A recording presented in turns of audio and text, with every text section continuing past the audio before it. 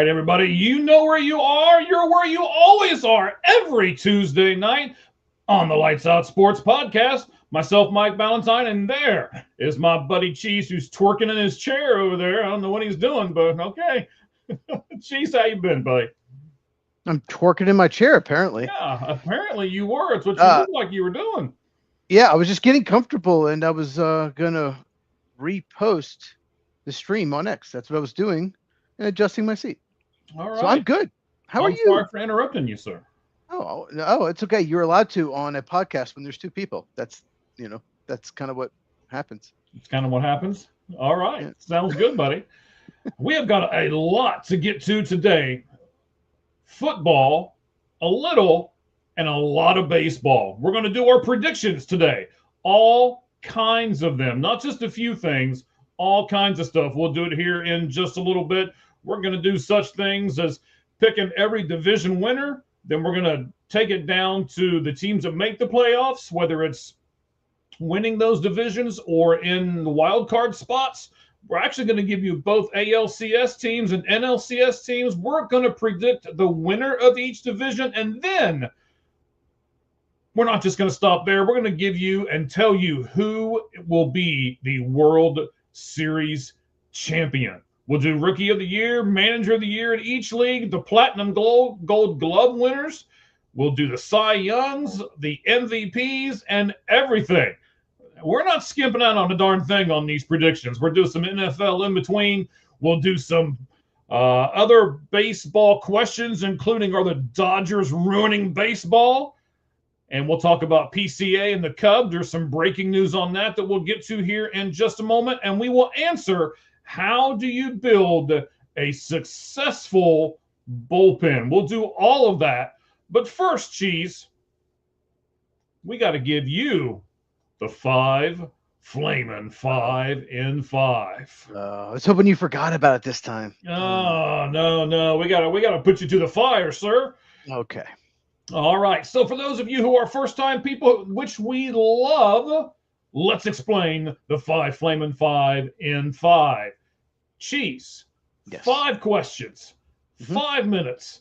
And if he can answer all 5 questions in those 5 minutes, then he'll get a bonus question that he has no idea about. I changed it up a little bit today. I want to see how it goes. I'm going to admit it, I gave Cheese all 5 questions. Don't tell him.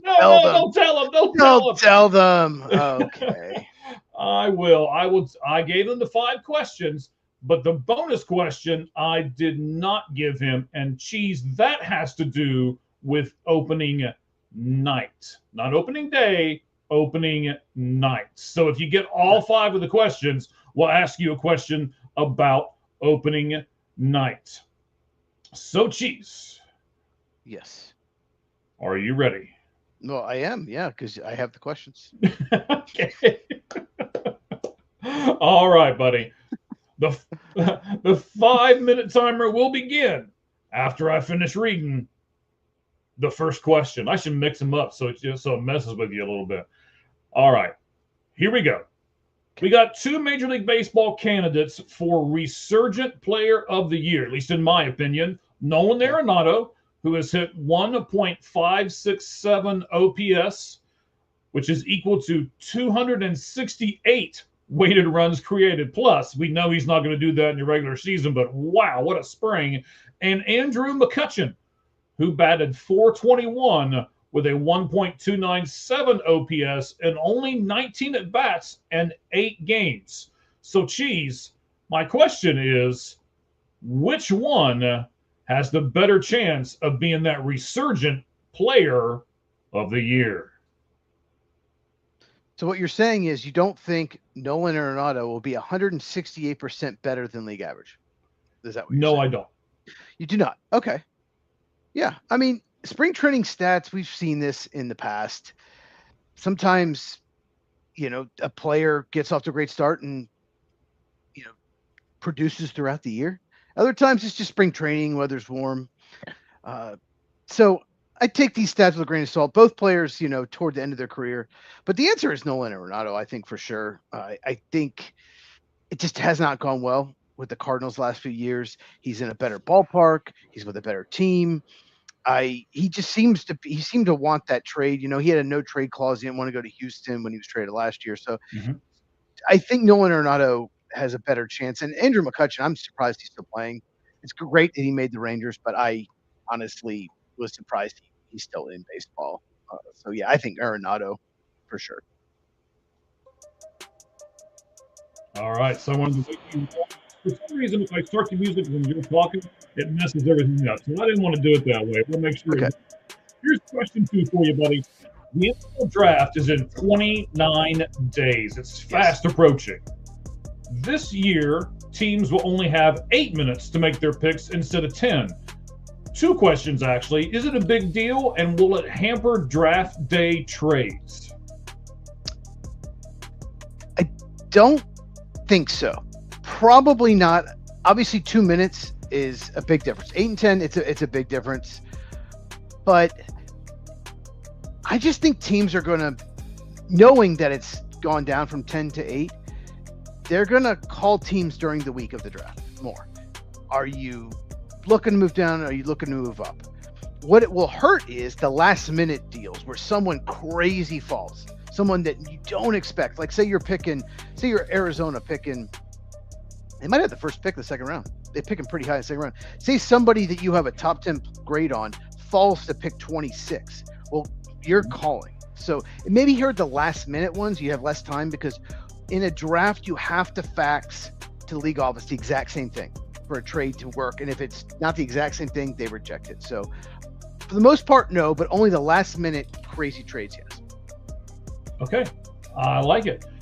So, you said crazy like 4 times. That's not near as many times as you said crazy on your mock draft video you sent out yesterday. So we'll talk about the NFL segment. I'm going to bring that up in the NFL segment, but go ahead. All right. I'm running out of time. I'm giving you the first pick in the NFL fantasy draft. Who you choosing, Cheese? NFL? MLB. Sorry. Don't rush me. If Shohei Ohtani is just a hitter or just a pitcher, I'm taking Aaron Judge. If Shohei Ohtani counts as both, I'm taking him. Simple. Judge, bat, Ohtani second. Okay. When a player is scheduled for a top 30 visit, does it really mean anything to either the player or the team? Well, it's not like you're recruiting because you have to be drafted. I think players really like it. They want to visit the facility as long as there's not too many. You don't want to go on 14 visits and all you're doing is traveling for the last month before the draft. But I think it's about 2 things. One, getting to know the person. Maybe there's a slight character concern, and maybe we can do a medical recheck. Maybe we can put him through a physical. We want to make sure that knee's okay. Like Will Johnson, Cardinal cornerback, second round pick. He's someone I would have brought in. I want to know you're healthy. You had injury issues at Michigan. So I think it's more about getting to know a person or medical recheck or both. Okay. Last question, buddy. Last season, Travis Kelce had 851 yards on 76 receptions and 106 targets with only 5 touchdowns. Yes. He and the Kansas City Chiefs have supposedly, I didn't see it announced officially by the Chiefs, but they have agreed to a 3-year, $54 million plus deal. If you're the GM in Kansas City, are you signing Travis Kelce $54 million for 3 years? Not at all. I don't understand this at all. I don't know what to say. The only thing I can think of is it's super backloaded, and they didn't have the cap room this year to give him the 1-year deal he wanted. So we'll just give him a 3-year deal. He'll probably retire, but they'll probably, if he retires after 1 year, probably take a huge cap hit next year. So I think it's just spreading out the total cap hit and not taking a big hit this year. See. All right, excellent. And you had a few seconds to go. Okay, so let's give you the question for your bonus question that you don't know what's coming. I'm glad you knew what was coming because on the last one, you were like, I don't know what to say. I don't think I've ever heard you say that. You knew what the question was. Excuse me. All right, Netflix, as you know, is broadcasting the 2026 opening night. It'll be tomorrow night, Giants hosting the Yankees. 61-year-old Barry Bonds is coming out of retirement to be on the Netflix broadcast. He will do pre-game and post-game. Wow. Does that make you want to watch the show even more, or does that make you not want to tune into the show? Probably more of the second one. He's such an arrogant POS. I just he's so unlikable. He cheated. I did not even know that. I I don't like that it's on Netflix. Then you have to have Netflix subscription just to see it. Yes. That's Yes, you do. ridiculous. Absolutely ridiculous. Home Run And Derby is going to be the same way. well, I don't watch Home Run Derby anyway. So when Sosa McGuire did, I know that sounds.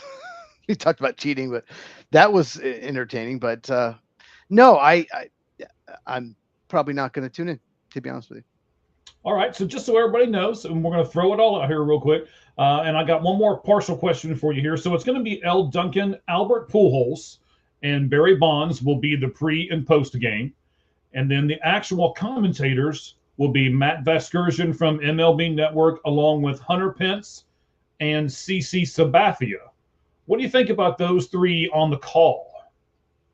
They bring nothing. They're not going to get me to watch at all. You know, NBC has such a better lineup. NBC's Sunday Night Baseball, their lineup is incredible. Love it. That brings nothing to the table. No one's going to watch for those guys. Someone's like, oh, Hunter Pence is calling the game. I got to watch that. No, absolutely ridiculous. And look, I'll be honest, I don't like the Giants or the Yankees. I don't like either team. So you're not really motivating me to get a Netflix subscription. You're not doing it. So I'm not going to watch that game. Okay, that's interesting. I will probably watch the game tomorrow just because I'm a junkie, but I'm not saying that Barry Bonds is going to make me watch it. In fact, I probably won't watch the post game. You know how many crazy hours I work. I'll probably be napping like right up until game time, and then I'll get up and watch it real quick. But you know, so you wake up, or you wake up in the seventh inning. Maybe. All right, buddy. I just wanted to see there, and of course we got Ramen on the wheels right there with us. Showing us her eyes. Okay. She's watching. That means she's watching. You know what that means? She is watching, yes. Okay. Well, I'm sorry. I'm not just listening. I'm not on the hip lingo, but you can listen tomorrow because we are on iHeartRadio now. We've got that all worked out. We are on iHeartRadio, we are on Spotify, and we are on Apple Music. So all three of those will be available to all of you tomorrow if you do just the audio only. If that's what you prefer to do, then you can certainly do that. All right. A couple things. Let me hit a couple buttons over here. There we go. I think that's a little better sound quality, and I think that's even better. All right. I didn't hit the buttons beforehand. So we're going to dive into a lot of this stuff here, Cheese. The 5 Flamin' 5 is done. You surpassed it. You got it. Finally. So now I have to ask you this question about baseball. So we're going to do 3 baseball questions here. And then we're going to jump into a couple of football things, and then we're going to go and do our predictions for MLB. So let's start off with a bang here, buddy. Okay. Are the Dodgers ruining baseball? Yes, absolutely. There are even some Dodger fans on X that admit it, but they don't care. Now, I'll say this about the Dodgers. Mm-hmm. They're not breaking any rules. This goes back to the mid-90s when there was a strike and they had an opportunity to have some kind of salary cap or do something like the NBA did. I'll get to that in a second. And really punish teams for spending all this money. The Dodgers don't care. They don't care if their draft pick drops 10 spots. Okay, we don't pick 29, we pick 39. They don't care. They don't care with the luxury tax. They pay hundreds of millions in luxury tax because their revenue is insanely off the charts. They don't care.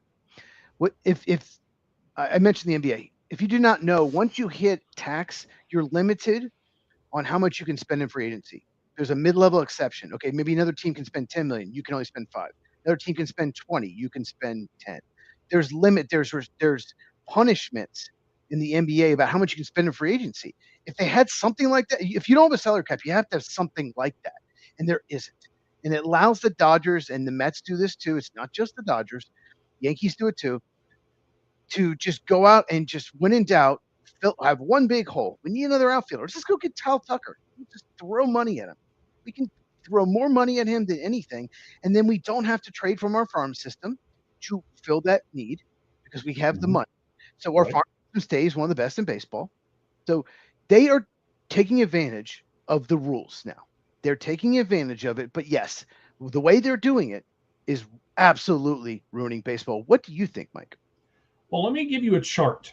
I have an old man over here has figured out how to do a few things on our streaming service. So let me give you this. Old man Mike. I saw. We have a new nickname, Old Man Mike. Yeah, Old Man Mike over here. So this is a chart showing you how much ticket prices are for the Dodgers. Can you see this stuff? Right. I don't know if you can see can you see where my mouse is? I don't think you can you? I can't see the mouse, but I can see everything but the outfield or the home run area. I can't see. Right. So, right behind home plate, $820 a ticket. Out beyond the third base dugout, $760. In the outfield, $387. That's way up in the top tier of the outfield. I mean, that's absolutely insane. And just to give you a comparison, okay, let's do it. Okay. Here's the Oakland A's or Sacramento A's, whatever you want to call them, right? Now, I know you can't see the one that's up here at the top for the outfield. The outfield tickets are $30. And this is opening day only. This is not normal. This is opening day, which they're always more expensive. Yeah. Correct. $86 behind home plate. Nothing in the triple digits here. Everything, $46 for down the third base line. So I can't fault the Dodgers if they can get the money for it. If crazy people will pay that kind of money, I can't fault them. You know that I just did a whole bunch of spring training stuff. A buddy and I were going to go to the opening day spring training game between the Dodgers and the White Sox because those are the two teams that share that field. And I was like, okay, we'll go. It's the White Sox. It can't be that expensive. They wanted $126 for lawn seats. And I was like, if some idiot is willing to pay that, then I can't fault the Dodgers for taking advantage of them.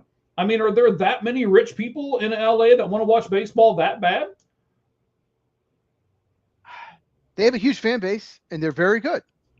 So maybe, I don't think it's so expensive to live there. I can't imagine, but you got to think there's going to be a lot of Hollywood celebrities, Hollywood executives, going to be a lot, they have the Hollywood crowd, whatever. There's people that live in a bubble, no idea what hard work is actually is, but that, I know it's opening day. It's different, but me and my buddy, we went to Dyken Park. Should be Minute Maid Park. I'm so mad they changed it. In Houston last year, we got last minute tickets and it was 2 for $68 in the section that was $345. That on that chart, that's the area we got, and we got them for $34. So we're talking 10 times the amount between the two of us. Parking, food. We didn't even spend $100 total between the two of us. So that's insane. And there are a lot of people in LA that can't come close to affording to going to opening day. Not even close. Right. I mean, there's no special pitching matchup. They're playing the Diamondbacks, so it will be Zach Gallen for the Diamondbacks, and it will be Yamamoto for the Dodgers. That's the opening day matchup. The rest of the World Series MVP. I mean, he was a World Series MVP, so okay. He's pretty good. I mean, I'm not saying he's a bad pitcher, but I mean, it's not like it's Nolan Ryan or anything out there. I mean, sure. Or Chuck Norris, R.I.P. Chuck Norris, God rest his soul. R.I.P. I mean, when Chuck Norris goes out there, the mound rises up for him. So, Emmett, the rest of I just come up with that. That's not bad. It's pretty good. Yes. Mm-hmm. Emmett Sheehan will be day 2, Tyler Glasnow 3, and then Roki Sasaki will be the next. And then they're saving Ohtani for game 5, which their first 6 games, don't get me started, will be at home. They get Diamondbacks and Guardians do the Dodgers. So two things. Sasaki has been awful. One of the worst pitchers in spring training. Yes. Second thing is when Chuck Norris charges the mound, he kicks the umpire out. Is that what happens? Yes. Okay. I love Chuck. I really do. Loved him. Absolutely. Everybody loves Chuck Norris. So, last thing here for the Dodgers, and are they possibly ruining baseball? Let me give you this. The average family of four, if they go to a Dodger game, they buy the cheapest tickets available. Now, this is not opening day ticket prices. These are average, everyday, run-of-the-mill tickets, but they're the cheapest ones available in that stadium. Family of four, cheapest ticket available. When they park, they each get a hot dog. That's 4 hot dogs. Okay. 2 beers, 1 for each adult, 2 sodas, 1 for each child. You have now racked up a cost for that family of 4 for those items of $413. You can't afford to take. Most people can't afford to take their families to these games anymore. I'd never be able, and I honestly wouldn't do it. No, and kids, I want to go to a game. I want to go to a game. You could, but even so, like you could probably do it once a year. A lot of families of 4. Can you imagine having a family of 5 or 6? You could probably do it one time all year. We pick one time. Pick one game. Because you can't do it 3 or 4 times anymore. I used to live in Tennessee, and I was an hour and a half from Atlanta. I used to go to 2 or 3 games a year, no problem. I would not spend $400 on 3 games with everything, not even close to that. Like that's insane. But if there's enough people that will pay that, they're going to charge it. Yes, they are. Okay, so I'm trying to find it here real fast. I'm scrolling down through, and of course I get distracted by other stuff here. Pete Crow Armstrong. So your Cubs have selected. Yes. Let's see here. Dylan Carlson made the team. Ex-Philly made the team. I can't remember his name right offhand. Shortstop, second base guy. Scott Kingery. Scott Kingery. There you go. He made the team. Mm-hmm. You've got Pete Crow Armstrong and the Cubs trying to work out a deal. Are you kidding me right now? Did you lose it? Wait a minute. Have you seen the Puka Nacua news? No, but I will try to pull it up. Is there breaking news? I've got it right here in front of me. All right, go for it. There's a woman accusing Rams star wide receiver Puka Nacua of biting her and saying a word that begins with F and rhymes with duck, all the Jews. She claims that he did that with her. There was a dinner party where they were sitting at, like one of those dinner parties where you can, pick your star to sit with or whatever. It's what it sounds like. Oh no. So I have not seen that anywhere. Is this a good source? Is this like a good person with the? Hang on, let me go back. Dov. I don't trust. No, you're going to say no, not a great source? I do not trust that guy for anything. I can't stand him. I think I actually have him blocked. I cannot stand him. Interesting. Look, most of the stuff he reports is true, but a lot of it, he's not the only one. There's TMZ saying that. Of course, okay. All right. No, it's fine. It's probably true. I don't think he's got over. When you have over 100,000 followers, you're not going to make it up. But, yeah, I don't really want to talk about that. That's okay. I just saw it as I'm going through the timeline here. I thought he agreed to an extension, like maybe passing Jackson Smith-Njigba's extension or something like that. But I don't. No. I'm not getting involved with that. Okay. All right. That's fine. So Pete Crow Armstrong. Yes. Right. Pete Crow Armstrong. Back. So according to Jeff Passan a couple of hours ago, he's reporting that they have agreed to a 6-year, $115 million contract extension that starts in 2017. That runs out in his age 30 season, so that he will then go back on the market at age 31. I know that kind of takes away from the question that we had in the beginning here, because I was asking you some different stuff.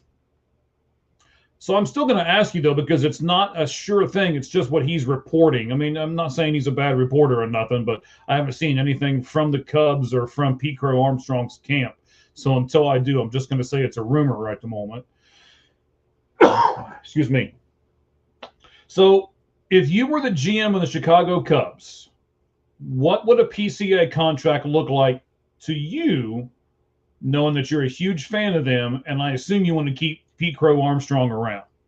Well, yeah, I mean, it's Jeff Passan. He's not going to report anything that's inaccurate. He knows he's definitely not my favorite reporter, but I did not like how he covered the World Baseball Classic. But 6 years, 115.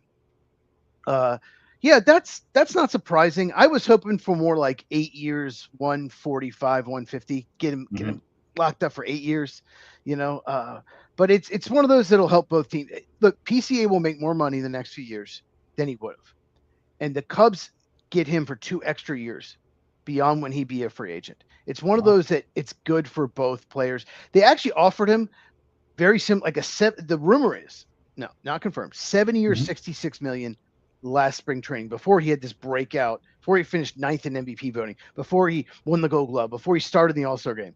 They offered 7 years, 66, and the rumor is that his camp wanted closer to 80 to 84 to 90, and the Cubs said no. Boy, they wish they had done that now. But no, this makes sense. I think that's about the compensation as far as per year. I take this with a grain of salt because Bob Nightingale, half the shit he says is bullshit. But he says there's an extra 18 million via escalators in there. But, Bob Nightingale, you can't trust him. But it's possible. It's 50-50 chance. That's correct. So, no, this is great for the Cubs. He is one of the best guys you could have in the locker room. He's always positive, and I'm very happy that he's going to be a Cub. I'm a Braven Cubs fan. If you're new to the channel or new to the pod, and so I'm very happy that he'll be there for the next 6 years. All right, so let's take a couple seconds and talk about PCA for a second. Last year, as you have already stated some of this, he took a huge step forward with a power perspective. So last season, he hit 31 home runs, had 72 extra base hits, stole 35 bases. Those are pretty good numbers, making him one of only 7 players to go 30-30 last year. That's 30 home runs, 30 stolen bases. He also led all outfielders, so defense is important, with 24 outs above average, and he tied for second among center fielders with 15 defensive runs saved. He did kind of stumble at the end of the year, a $188, 237, 295 over his final 200 plate appearances. So he finished the season at basically just slightly above an average hitter, where he went 247, 287, and 481. So that was across 647 plate appearances. He had an awful postseason as well. He only batted a $185 with he didn't have any extra base hits in those 8 postseason games that he was in. He's one of the most aggressive hitters in the league. He swings at almost 60% of the pitches he sees in his career. So no other player who has took 500 plate appearances last year swung more often than he did. So as a result, he walked in 5% or fewer of his career plate appearances, and he's gone down on strikes at an elevated 24% of the time in which he has come to the plate. Then just giving you a little bit of background as far as the timeline and stuff goes. Pete Crow Armstrong is 2 days shy of having 2 full years of service time. You can talk about that if you want, what the Cubs did there. He would have qualified for early arbitration as a Super 2 player next offseason. He was 5 years away from reaching free agency and would have hit the market at age 29. To give you a comparison contract, Jackson Merrill signed a 9-year, $135 million extension with the Padres last spring, and is the top guarantee for a player between 1 and 2 years of service, like what Pete Crow Armstrong did. And Merrill and Armstrong have similar profiles as center fielders. I know I just gave you a bunch of information, but you can pick it apart and speak on any of it that you want, buddy. Yeah, he had an amazing first half. He's one of the best players in baseball. He was, an MVP candidate. What happened in the second half, he started struggling. And when he started pressing, he started swinging. He did that thing where you decide you're going to swing before the pitch is thrown. I gotta help my team, and so yeah, he started swinging at pitches out of the zone at the actually third highest rate in baseball. He ended up at swinging pitches out of the zone. Unfortunately, Michael Harris was second for the Braves. God, Michael Harris, he's got to fix that. But so I think he pressed in the second half. I don't think it was all they figured him out or anything. I think he went through a struggle for like a couple weeks and then just started pressing and was just trying to pull home runs and just trying to get back to that. In the postseason, he did struggle, but one thing I did like was when he came up, he cut down on the swing a little bit. He wasn't just trying to, like with men in scoring position. He had a really clutch single against I believe it was the Padres in the first round, where he just cut down his swing and just tried to serve the ball in the outfield, and he did. So I think one of the reasons he struggled in the postseason was he was trying not to do too much and took away a little bit maybe from him. Okay. It was small sample size. I don't think he was as bad in the postseason as those numbers, but his leg kick in the preseason looks much less. He's not taking this big leg kick. Yes. In this spring training, yes. In spring training, he's probably, his power might not be as good doing that, but at the same time, he's probably going to strike out less. And the big thing with him is plate discipline. Stop swinging pitches out of the zone. You will get yourself out. And he had a very good World Baseball Classic. For a while there, he was carrying the team. So yes, I'm very optimistic that he'll hit more like the first half than the second half. More than likely somewhere in between, but he's much better hitter than 188 in the second half. But I don't understand what the Cubs are doing here, because he's 5 years away from being a free agent anyway, and you're going to sign him to a 6-year contract. I mean, are you just trying to get financial stability and that's it? So it says here he's 4 years away. Is he 4? Okay, so maybe I was wrong. Okay, yeah, it says it eats up 2 years. Yeah, they wouldn't have done it if it just 1 year. I know, that's what I was thinking. Yeah. If it was 1 year, if it was 1 year, it wouldn't have been that big a contract. So yeah, he would have been a free agent at 27 going into 28 season. Now it's 29-30. So, he had 30-30. He's the second Cub ever to have 30 homers and 30 stolen bases, and the only other person to do that was Sammy Sosa. So I love this move. It's no matter what, if he still hits league average, he's a 4 or 5 win player because of his elite defense. He is insane out there in center field. The jumps he gets on balls, you can't teach that. You can't coach that. Yeah. Torrey Hunter, that's how good he is out there. Dare we say maybe Ken Griffey Jr.-esque out there in center field. I mean, he can cover a lot of ground. So here's my final question for you as far as PCA goes. You're not in Dallas. D for defense, Pete Armstrong. Okay. D for defense. There you go. I was going for the big D and didn't mean Dallas, but okay. Song reference, just like I did. Never mind. On Sunday I did the song reference. I got called an old man by somebody on this panel. So anyway, where would you bat Pete Crow Armstrong? Because he strikes out so much, he can't be your leadoff guy, really, even though he's got so much speed. So where would you put him in the lineup, Cheese? Can't be your leadoff guy because he doesn't get on base enough either. So where would I hit him? 5th or 6th? Because he gets extra base hits and he can hit guys in. So I would hit him 5th or 6th. He's not going to hit 1 through 4. He's just not, because they have a very good 1 through 4. But depending on the righty lefty matchup, because he's a left-hand hitter, I would hit him probably 5th or 6th in the lineup. Okay. All right. So we talked about Pete Crow Armstrong. The last thing I want to get to here is, how do you build a successful bullpen? You probably saw me looking around and looking for my phone because I got to get ready with the question here. So, Cheese, just a few questions on a bullpen here, because we're looking at building a successful bullpen. I'll tell you exactly why when we do the poll question here in a moment, what brought this to my attention.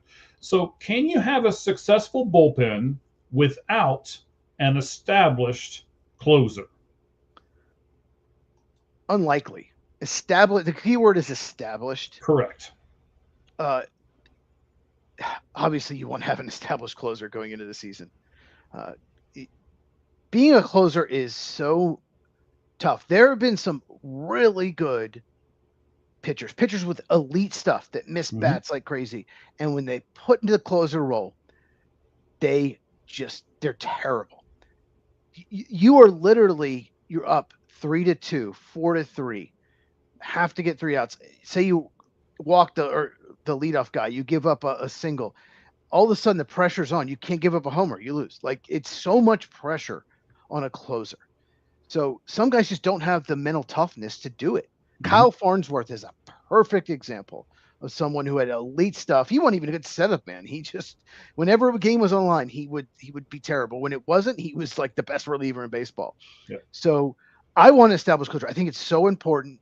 If you have some young guys that have great stuff that, yeah, maybe they work out, but it's an unknown. So to answer your question, yes, I think you really need an established closer. All right, so let's take it a step back from there. Can you have a successful bullpen without having a reliable setup man that you would trust as your closer in a pinch? No, because pitchers do not go 8 innings anymore.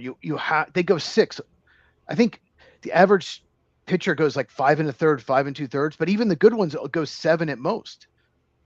Every once in a while they go more, but yeah, you got to have that setup guy that can also fill. You're right. You need a guy that can be in the 8th inning, that's your setup guy you can trust, but also fill in closer if it's needed.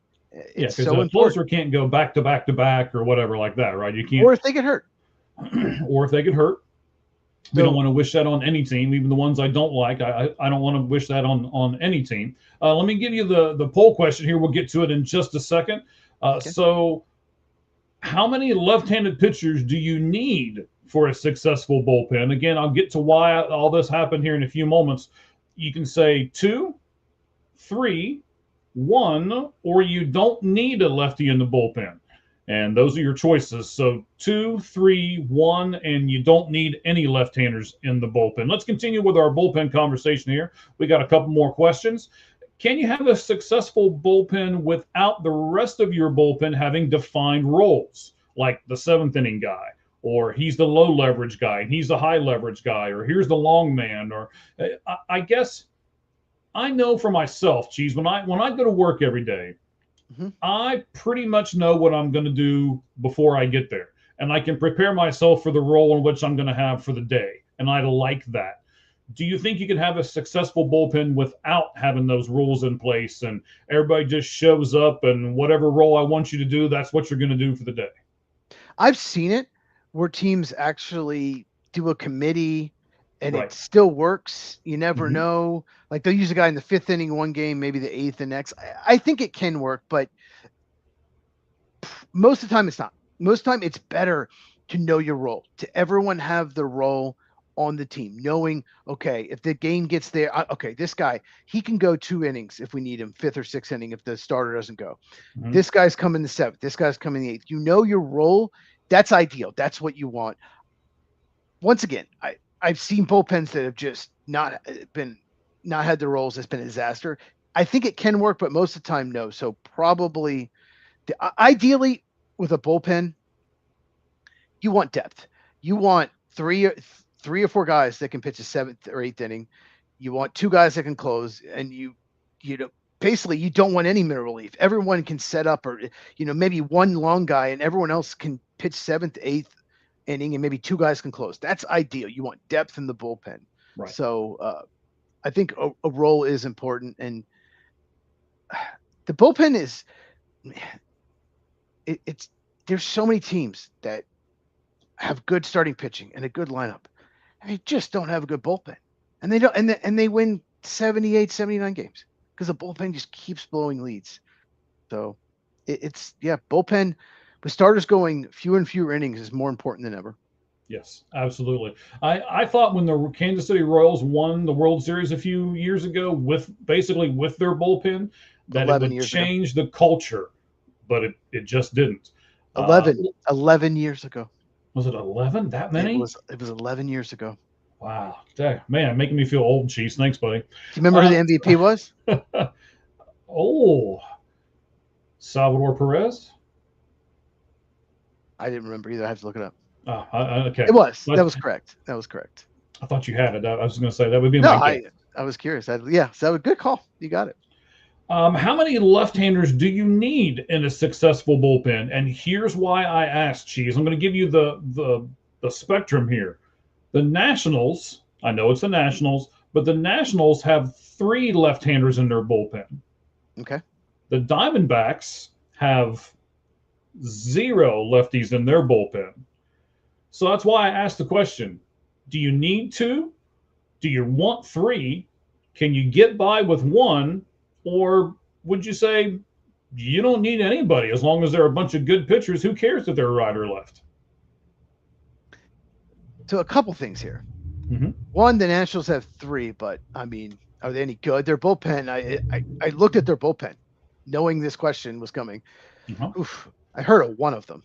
I've heard of one of them. I don't know who these guys are. They might be terrible. So the Nationals, it doesn't matter. It doesn't matter if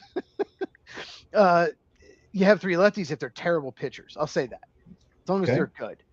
Here's why I don't want 0. Here's why I'm a little worried about Diamondbacks. Say, hypothetically, you have a team where, okay, say the Diamondbacks throw a lefty starter out there, right? Mm-hmm. Like Eduardo Rodriguez starts out there, right? Okay. And so you're like, okay, so they put a righty out there. Maybe he's a bad defensive player, but he can hit. So you put him there against a lefty, and then Rodriguez leaves after 5 innings. Well, even if his spot's in the lineup or not, you can just take him out. If you know that there's no other lefty in the bullpen, you can take him out and put in a left-handed hitter who's a better fielder. So you can strategize. Okay, they don't have a single lefty in the bullpen. The rest of the game, we're only facing righties. So it gives maybe pre-game, before the game, the manager, can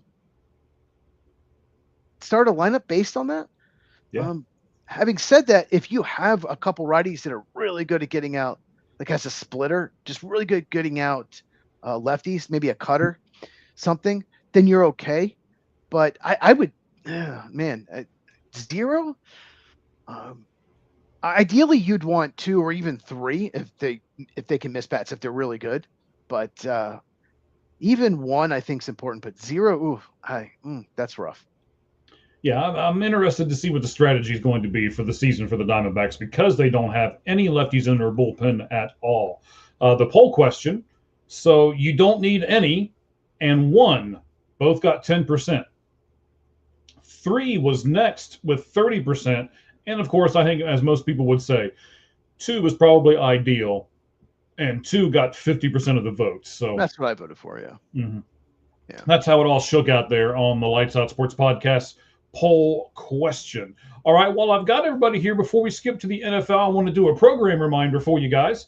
Next week, we will go back to our top 10. We're doing predictions this week, so we didn't want to do predictions and a top 10, kind of mixing all that together. Next week, Cheese and I will tell you who our top 10 first basemen are. So we'll get to that next week. Cheese, NFL time, buddy. I know you did this one question, and then I kind of added another one. So do you want to take the first one, or do you want to do the second question first? No, let's do the rule change first. Okay, do the rule change, buddy. Go ahead. So the Browns, they introduced a new rule. It would allow teams to trade draft picks up to 5 years in the future. Currently, you can trade. You cannot trade more than 3 years in the future. So if you trade for some franchise quarterback this year, you can only trade, 2026, 27, 28 drafts. After the draft, you could do 2029, for example, 3 years in the future. To change the rule, you need 24 of the 32 teams to vote yes, or 75%. So once again, only trade 3 years in the future. This will allow you to trade 5 years into the future. So let's go over first. What are the positives of this potential rule change? You want to go first? Sure. I'm not sure if there are any. Okay. You're trading 5 years into the future, right? So 4 or 5, not just 3, 4 or 5. Yeah. You're right. So up to 5. Mm-hmm. You are mortgaging tomorrow for a possible success today. And that bites a lot of teams in the butt. And I don't know. I don't know if the NFL should open that can of worms up or not. Because what stops them from 2 years from now saying 7 years and 8 years and 10 years and so I guess where's the period go? Yeah, And NBA has 7 years right now, but it, you uh-huh. can't trade your first round pick more than every other year. So every other year you can. So they do 7, but really you can only trade 4 picks, 4 first round picks because it's every other year. Okay. Positive, you can push it later. You have more flexibility to make a trade. If somebody wants, um, you know, say you don't want to trade your first round pick that year, okay? You maybe this first round is strong. Maybe you're picking. Maybe the Bengals are picking 10th this year. You like the top 10, but you don't. So okay. But I could. I'm trading for someone amazing, so I could give him 3 first round picks, but I can do it way in the future. We're going to be good. We should be good the next 4 or 5 years. We're loaded, but I can push it in the future years and Okay. not hurt myself now. So I think that's the positive. I think, but it's very telling that the Browns are the one proposing it, because what the Browns want to do, this is what they want to do. They want to trade Myles Garrett for the next 4 first-round picks and hope that team stinks, and maybe that team ends up with the first pick or another thing, and they could somehow finally get an Andrew Luck or a Peyton Manning or John Elway or something like that. That's the only. I mean, just the fact that the Browns are the ones who gave up all those picks for Deshaun Watson, the worst trade in NFL history, are the ones proposing it. It just tells me that we can't do it on our own. We need help. We want to trade as much in the future as possible and hope that team just stinks that year. Because maybe 5 years from now, a team that's like really good, like the Rams are really good, right? Maybe in 4 or 5 years, they're the worst team in the NFL. You never know. And if they Hmm. trade their first round pick in 2030, maybe that's the first pick. So it's just very telling that it's the Cleveland Browns that did it. All right, so we talked about positives. Give me some negatives on this. We kind of already Well, talked about it. yeah, sort of we have. I mean, like I say, I don't like the idea of mortgaging the future for today. You should be a good enough franchise. And I'm one of these guys. I mean, Browns. well, I know, and I'm a Bengals fan. But by the way, they made a signing today, if you haven't seen. So did the Eagles. The Eagles I made a did not. signing today. We'll talk about both of those here in just a second. Um, so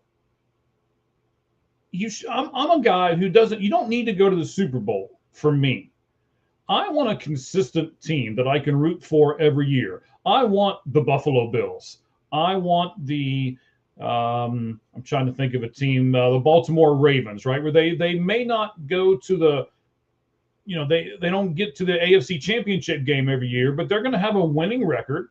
They're going to get to the playoffs, and I know that I can consistently root for them.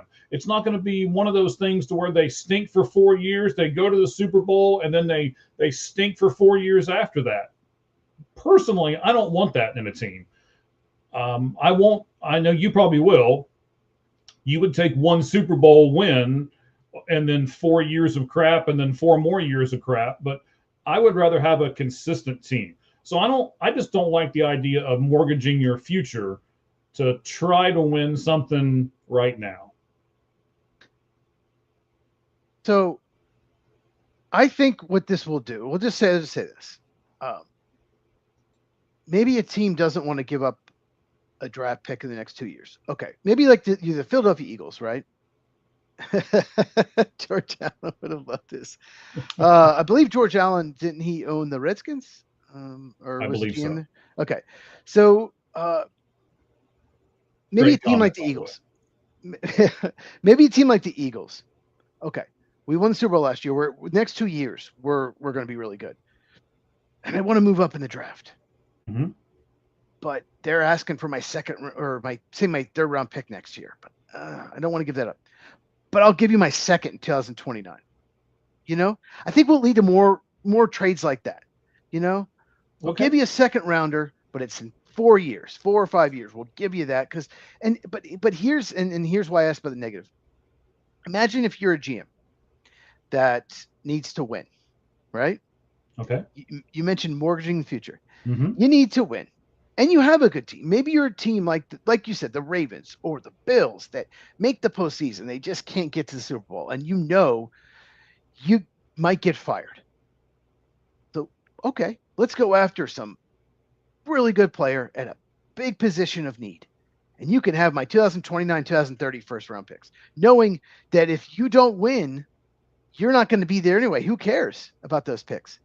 And if that player gets you a Super Bowl, no one's going to give two shits about those two first round picks that year. That's true. So yeah, I kind of hadn't thought that far ahead, but you made me think of it when you said mortgage in the future. So yeah, a GM that is not secure in his job is more willing to do this. And guess who's not secure in his job? Guess who has to do something? Andrew Berry of the Cleveland Browns. What team is proposing this again? What team is proposing this?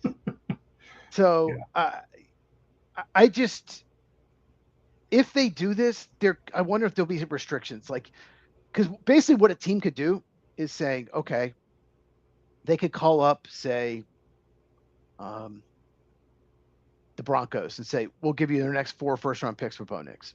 I don't think anyone would do that, but maybe just say they would, Mm-hmm. Does the NFL really want that? Do they want 3 or 4 teams to have no first-round picks the next 4 or 5 years? And then the same teams like the Jets and Browns, who both have 2 first-round picks this year, of course they do, to all have all these picks, 2 or 3 first-round picks every year. No, they don't want that. But that's what this will do, right? Exactly. This is what we'll do. Some teams are going to want. What if you're a team that, has a franchise quarterback and use a 5th-round pick, another quarterback, and that franchise quarterback gets hurt and this guy is even better, like Trent Green, Kurt Warner situation? Mm-hmm.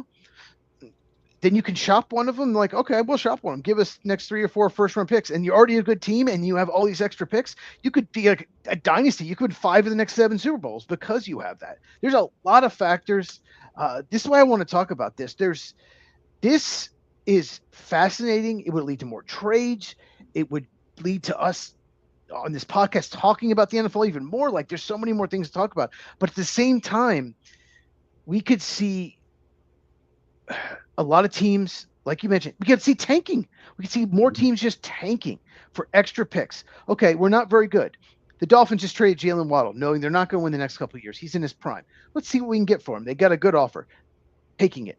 You could be a team with 3 or 4 really good players, no one else. And we'll just trade them all. And we're going to stink the next few years and just load up on picks, and do the 76ers and the Thunder did it in the NBA. And just be terrible for so many years. But all of a sudden, we're really good because we have all these high picks. That's not good. That's not good for the game. So I don't know what I'd vote for this, to be honest with you. I'm really torn. I think it'd be fun. I think it would help my channel out because my fan channel at Football with Cheese is all about football. At Football with Cheese, CHEZ, shameless plug. Right, you're right. You snuck that in there like the Browns GM's trying to sneak this in here. Anyway. It would create more trades. It would create more fun, but it would also create a lot of problems. So I'm guessing you would vote against this. Yeah, I don't like it. The only way I would vote for it. Again, we know these questions are coming. We usually get about a 24-hour head start on this podcast. The only way I would vote for this is if they guaranteed somewhere in there that 5 is the farthest we're ever going to go. Because I don't want to open up that can of worms. If someone would come to me and say, all right, we'll make some of these trades, because I do get some of what you're saying. I don't want to give you next year's first round pick because I'm teetering on really good. I like your player, but I don't want to get your player at the expense of my first round pick next year, because I want that first round pick too, because I think that's going to push me over the edge. But I'll trade you the first round pick in 4 years for this player that I like right now. Okay, but I don't want to be trading them 7 years down the road or 9 years down the road or something crazy like that. So give me your 2039 first round pick. Right. and I also want to throw in the fact, and we've talked about this a couple times on the show before, at least football allows you to trade picks. Major League Baseball does not allow you to trade draft picks, and I can't stand that. So we will talk about that more. Either. We will talk about. Sorry, let me interrupt you. We will talk about that more as we get closer to the baseball draft, because I do want to have that topic, discussion with you. You can trade certain picks, but only a few, and it's just what is it called? when you don't have the revenue as the others, they can trade it. They get these extra picks. There's a term for it. So they're compensation picks. Yes, you can trade those, but that's it. And Right. And I'll just, we'll not get too into this, but the reason, I think the main reason is the Yankees and Dodgers will trade all their first round picks for current Yes. players because they don't care. And That's I'm what'll kind happen. of setting this up though. Yeah. The Rams just did that. I mean, the past 3 or 4 years, the Rams didn't care. They traded their picks away and they wanted players right now. But it did not. They've had one first round pick the last 8 years. Right. So Yeah. but what did it do for them? You know, yes, they won a Super Bowl. Okay, they won a Super Bowl, but I mean, and they're one of the best teams in the NFL right now. Right now, they are one of the best teams in the NFL. So that's what I'm asking is, you're trying to go, I don't know if it's good for the game or not. Well, it's good for one team in the game. They played by the rules. They did what you're saying the Dodgers are doing, right? You don't like it, but they still played by the rules. Yeah, but Les Snead hit on. Yeah, but so bad. Yeah, but Les Snead hit on Kobe Turner, Byron Young, Puka Nacua, Kyron Williams. Like, because he's a good drafting GM, it worked. If you're not, it's not going to work. And his one first round pick over the last 8 years was Jared Verse, and it was an absolute home run. He's an outstanding edge rusher. So if you have to draft well to do that, to go after Jalen Ramsey, go after Matthew Stafford, 2 players they traded for. He drafted Aaron Donald when he had a first round pick, you know, like you have to draft well if you do it. And Les Snead is a very good drafting GM. Okay, so you're saying no matter what these rule changes are, you're still going to have to be talented in order to get a talented team. True, but what this will do, if the Browns have 2 or 3 first round picks every year for the next 5 years, it gives them a chance to, you know, they're going to miss on some because it's the Browns, but maybe they hit on half of them and they're actually a pretty good team. They actually make the play. Like, they're good enough. That's basically what it is. It feels like to me the Browns want outs. They don't want to just pick they want an opportunity to have all these extra first round picks, and maybe we hit on a quarterback finally. Maybe we hit on some of these picks, which they hadn't. They had a good draft last year, but before that it was awful. So it just seems like this is Andrew Berry wanting an out. I have no idea if this is going to pass. I have seen no rumors about it. I have no idea. I feel like it could go like 27 votes. I think it like go 7 votes. I have no clue. It's interesting, though. I really like the topic. It's interesting. Before we get to the second topic, did you see my video on my channel at Football with Cheese on YouTube, by the way? Did you see my video on my mock draft Monday, the crazy edition? Yes, and I mentioned it earlier, remember? Yes, you did. So you saw who I drafted. Like I said, this is a crazy edition. I was not doing a projection. I was trying to be crazy and think, what if this happened? What if it's chaos? I had the Bengals taking Jeremiah Love, yes, running back Notre Dame. What do you think about that? I would like it if they got Jeremiah Love, to be honest with you, but I don't think he's going to fall down to 10. Now, I really must say, when I saw the how do I want to say this? So you're doing a great job on your channel of giving me a picture in the beginning, and now you even got this little intro where your little helmet bounces in and the football bounces in, and I'm like, oh, look at Cheese. That's Shauna. Shauna made that. Okay, I wasn't sure how much credit we were going to give to who here, so I figured I'd let you do that if you wanted to do that. But she's very talented, by the way. Yes. And then you said it was going to be a crazy draft, and I'm like, what does this guy mean by a crazy draft? And then as I started listening to it, the first few I was like, no way, that's not happening. And then that's the point. That's the point. Well, it is kind of the point, but there were some of those trades in there that, as you were talking about them, it's like, oh yeah, I forgot about that guy. If he does fall that far down, now all of a sudden you're going to make some of these teams decide, do I pick best player on the board or do I pick the need that we have? And then you're right. It could go into absolute chaos. Yeah. Because the draft is not scripted this year like it has been in years past. I think the draft in years past, we've been able to kind of script it to where we know, like even the team at 20 is going to take either this guy, or this guy. But once you get past like 8 to 10, I'm not sure who some of these teams in the teens are really going to take. It's not just that. We kind of know who the top 10 are for the most part. But we don't know the order. I have no idea who the Jets are going to take it to. You could look at 7 mocks from draft analysts and the media out there. You're going to get 4 different people going to the Jets. So I don't know Caleb Downs. I don't know where he's going. Jeremiah Love could go 4th. He could fall to the top 10. Like, I don't know the order. And usually at this point after the combine, usually you kind of know, right? For the most part. Sometimes you know, like last year we knew the top 3. We probably knew the top 6. Like the top, I got the top 6 exactly correct in my mock. Maybe not the team because it was a trade, but still, I had the top 6 correct. You kind of know that at least a week or 2 before the draft. This year, and it's so weak at the top, I think we're going to see some guys picked even in the teens, not just the 20s, the teens that people think are second round picks. And I think guys that are mocked 15th, 18th are going to go in the second round. Because I don't think there's much difference. Like where Baltimore's picking at 14, they might take a guy that is 36 on the consensus board because there's not much difference.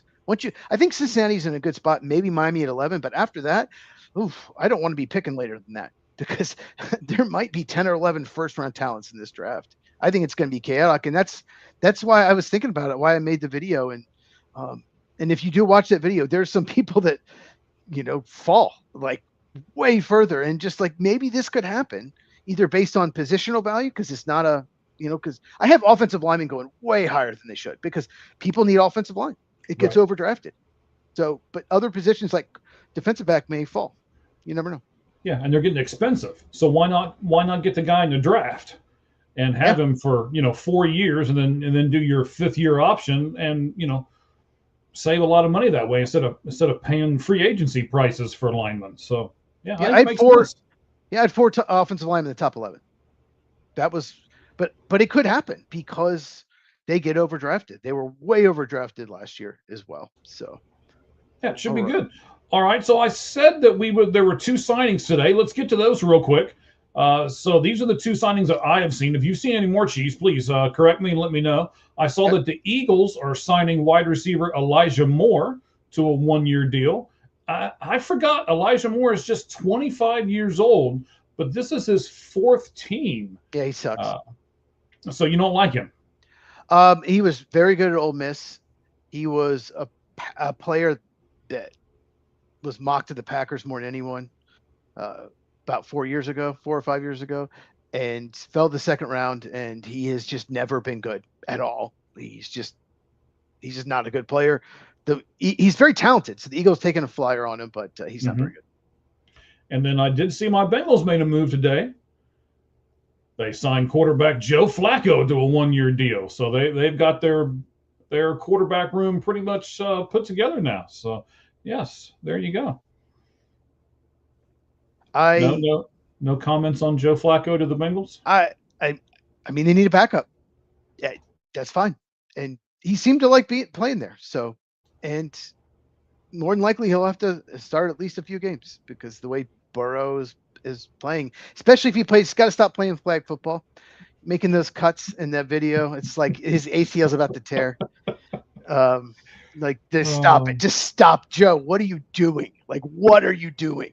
Like you cannot. They have no chance if Flacco is the starter for the whole year. They're not winning anything. You cannot get hurt. Yeah, I think they proved that last year.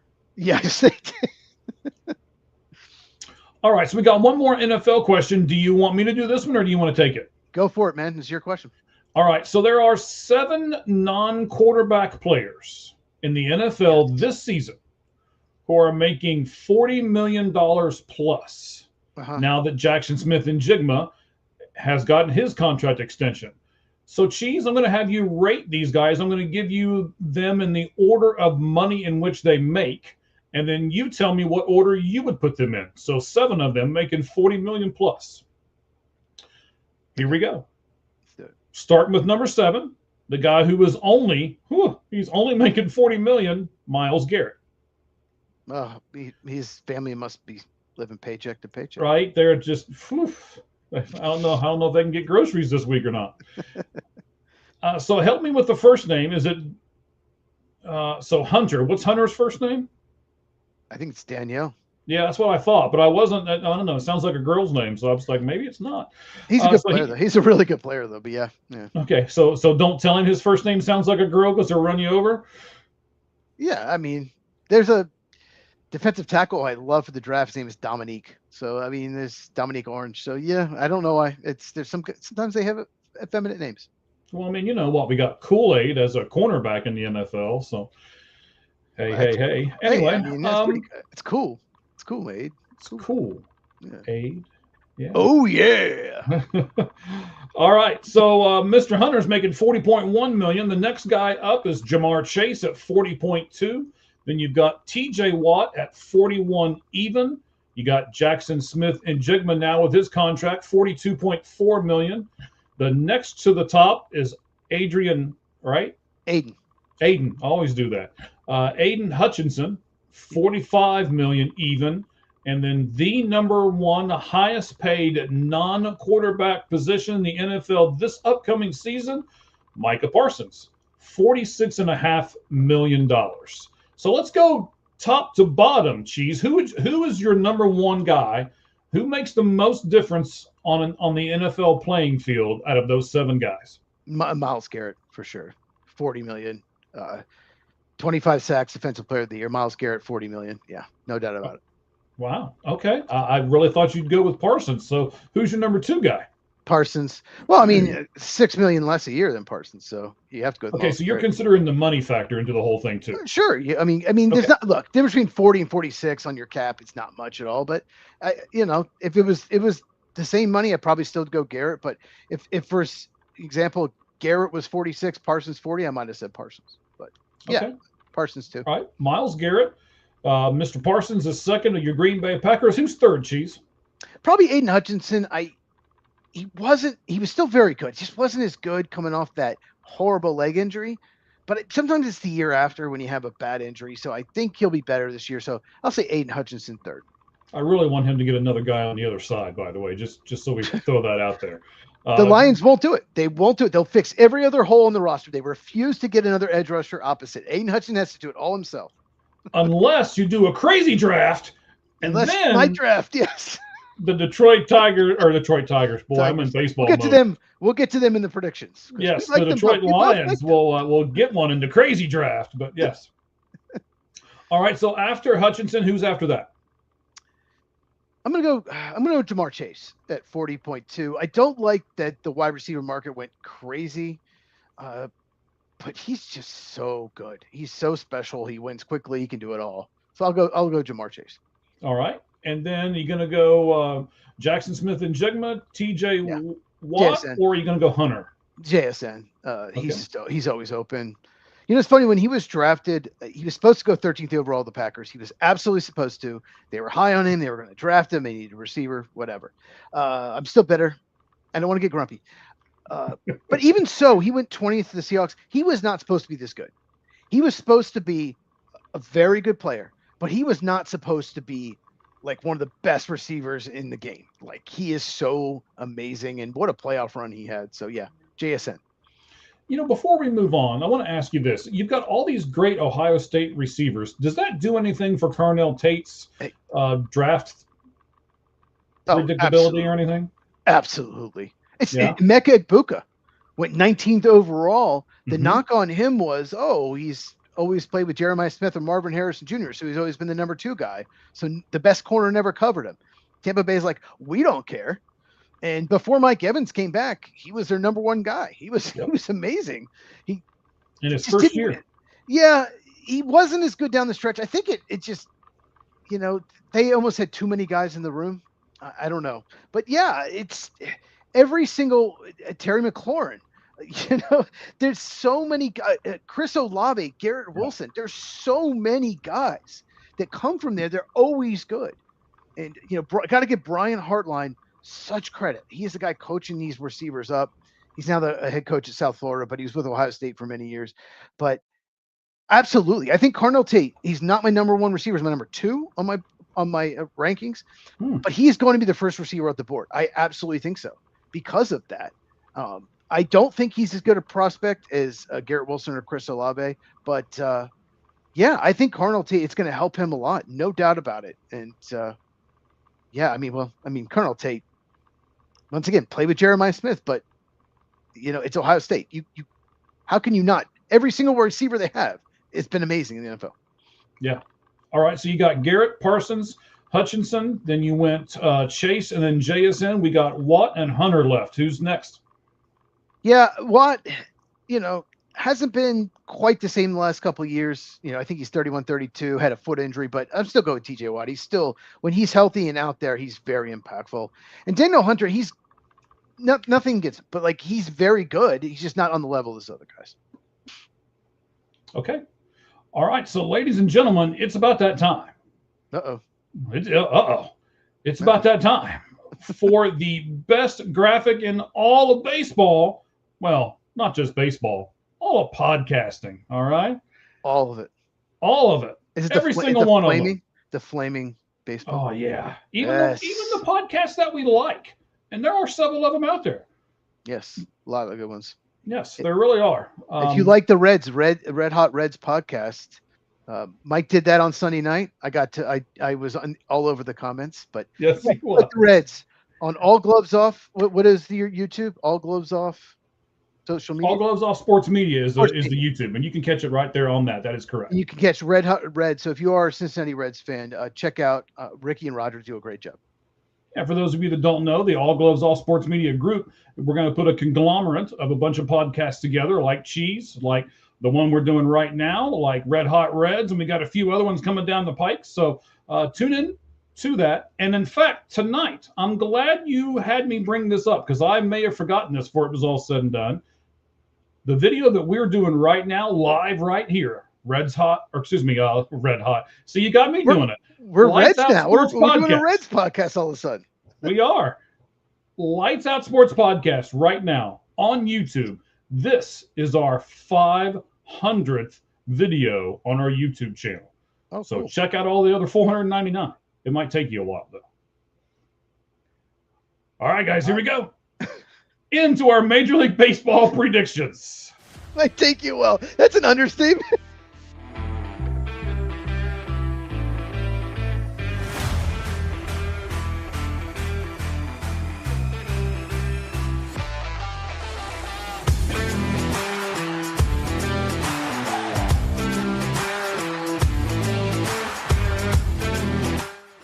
All right, as we say, I just love that graphic in the background.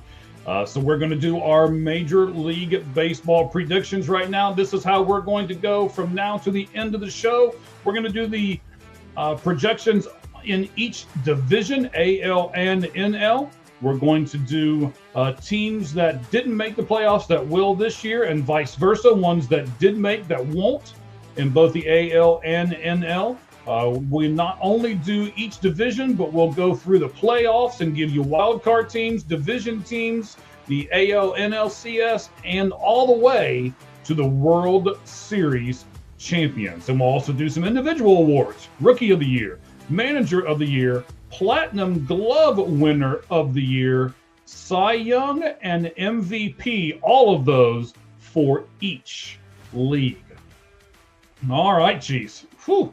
We got a little bit to get to here, but I'm going to like this, I think. I think our lists are going to be, every time we say our lists are going to be different, they end up being pretty close to the same, so I don't know if I'm going to jinx this or not. I'm sure they'll be different. They're going to be different. Okay, they're going to be different. You're going to go with me as well. Okay. So, let's start with the divisions. Let's start with the American League, and let's start out here in my neck of the woods. Let's go American League West. Cheese, who will be the 5th team in the American League West, according to you? Real quick before we start. Yes. It was, for the most part, it's pretty easy to pick the best team and the worst team. 2, 3, 4 was tough for me. That's where I had a lot of trouble with these predictions, the middle part. But I think we're probably going to agree on this. I think the Angels are the worst team by far in the AL West. Yeah, I'm right there with you. I don't know what Artie Moreno's doing. And I'm gonna I know what he's doing. He's being terrible. He's just making the team worse. That's what he's making money is what he's doing. I mean, he's making money, and I think that's all he cares about. But I want to say this: I'm going to jump on this bandwagon right now. Trade Mike Trout. Give me the best player in the world on a decent team, please. They could have traded Trout and Ohtani and gotten so much. And the Angels probably have the worst farm system as far as development in baseball. They don't develop farm systems, so they're never going to be good. You have to develop in your farm system, so they're a joke.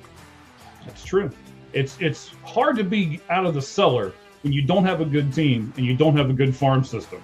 So that's why the Anaheim Angels, or the Los Angeles Angels of Anaheim, as they like to be called now. California Angels. Yeah. Well, you're going back in the Wayback Machine now. So that's why both of us, myself and Cheese, had the Angels at number 5 in the American League West. Cheese, who's your number 4 team in the American League West? Once again, 2, 3, 4 is so tough. I'm going to go with the A's. I think 1 through 4 all have a chance to make the playoffs, but I just like the Astros and Rangers a little better. So I'll go A's number 4. They're still young. I think next year is the year for the A's to make the playoffs, but not quite there. Okay, so I'm going to disagree with you a little bit here. I don't like the trajectory of the Houston Astros. Ooh. They're getting older. They just put Arrighetti down in the minors. I was a little surprised at that. I don't know if you saw that or not. I did. Starting pitcher. Mm-hmm. Excuse me. And I have to say, I'm still the get off my lawn guy, and I'm still harboring the trash can beating and all that stuff. So anytime I have the ability to put Houston a little lower, I'm just going to do it. I'm just being honest, man. You're supposed to be a projection, not what you want. It's a projection. Although you'll see Mike's picks, he's gonna be, he's gonna pick some of the teams he likes a little higher than most people. Maybe. All right, Cubs and Braves guy. I picked some of your teams a little higher too. I'm not going to go crazy on those 2 teams necessarily. We'll see, or at least one of them. All right. So I've got LA and then Houston. You've got LA and then the A's, Sacramento, whether they're Sacramento or wherever the heck they are. So who's your number 3 team, sir? I'm going to go with Rangers. Rangers to me could win 75 games or 88, somewhere in between. They won the World Series a few years ago, but it's tough to. I guess it's 3 years now. Yeah. They're tough to project. I like the Mackenzie Gore. I like getting him. So I couldn't put him second. I couldn't put him fourth. I'll put him third. All right. So 3 for me is the Oakland, here we go. Sacramento A's. I want to get out to see a game in Sacramento, by the way. Just putting that out there. So maybe you guys will see me in Sacramento. Not that you'll care who I am, but Sacramento. Yeah. Okay. You like minor league parks, so I get it. Yeah. I do actually. So I like this club. I really like where they're going. I wish they had better pitching. If they had better pitching, I'd put them higher. They've got the offense. Or if they still had Mason Miller, Yeah. No, they don't have Mason Miller anymore. So. Right. If they still had Mason Miller, I probably would have put him higher. Yeah. But yeah, if they had pitching, I'd put them higher. I'd put them at 3. Who's your number 2 team? Houston Astros. I think Yordan Alvarez, healthy for a whole year, is huge for them. And Hunter Brown repeats what he did. I like the pitcher from Taiwan they signed. Yes, you lose Framber, but I think the Astros had so many injuries last year. If they stay healthy, I like the lineup. So, number 2, I have the Houston Astros. Okay. So that's where we differ a lot on this list. I have Texas at 2. I like their pitching staff. Their starters are really good, but they're going to have to go a little more because their bullpen's not great. Their offense is coming along. They've got some really nice young players. And I'll tell you what bumped Texas up for me. We talked about him in the Flaming 5-5. What bumped Texas up for me, I think that Andrew McCutchen is upset with how the Pittsburgh Pirates treated him. And now he's going to come into Texas and just tear stuff up. Is he going to start every day? No, he's not. But his leadership and his presence there on that team is going to take some of these young kids and bring them up a couple steps. It's an interesting interview if you look at what he said about Wyatt Langford. And there's a thing in spring training. I was actually at that game and he talks about it. If you get a chance to read that interview, and you can then see what kind of a difference Kutch is going to make on that team. And I think the difference that he makes bumps them to number 2. So that means we both have Seattle at number 1, right? Well, Wyatt Langford, I think he could be like one of the big breakout players this year. He's really, really good. I think he could be one of those sneaky, I'm not going to pick him, obviously, the sneaky candidates for MVP, maybe, candidate. Not saying he would win it. Yes, Mariners number 1. They were in the ALCS last year. They are absolutely loaded. They don't have a lot of weaknesses. They're just good everywhere. So, yeah, Mariners, one of the best teams in baseball. All right. The AL Central, let's go with this. Who's at the bottom? Is it Chicago like I have at the bottom? I actually think the Twins are going to be terrible.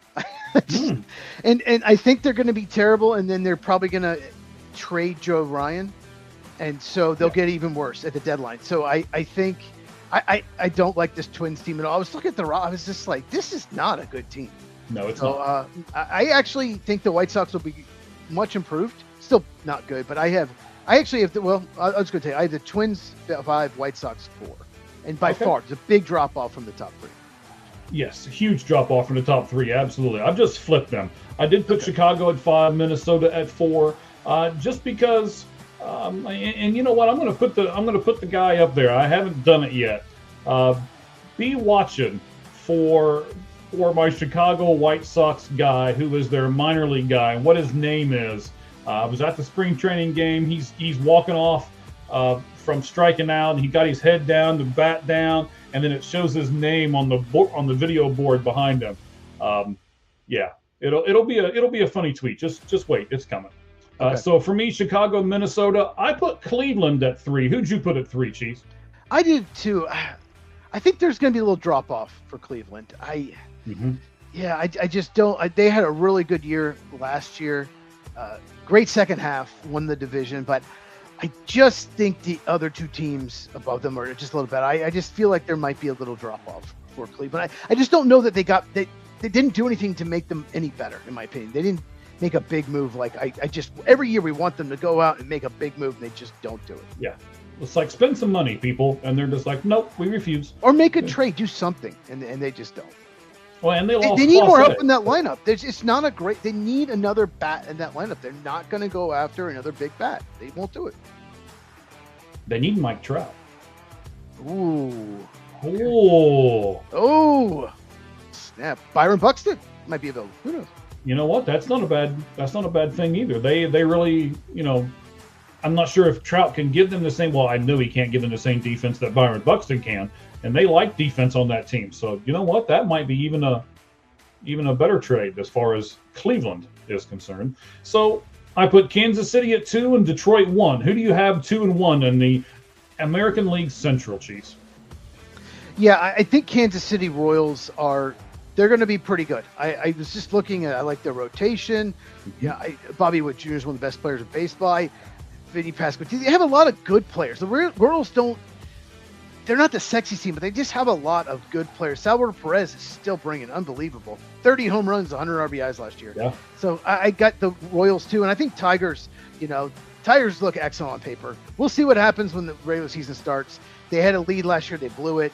They obviously, I think they did make the postseason last year, but I think they run away with actually this division. I think they're one of the best teams in the American League. Oh, they're going to run away.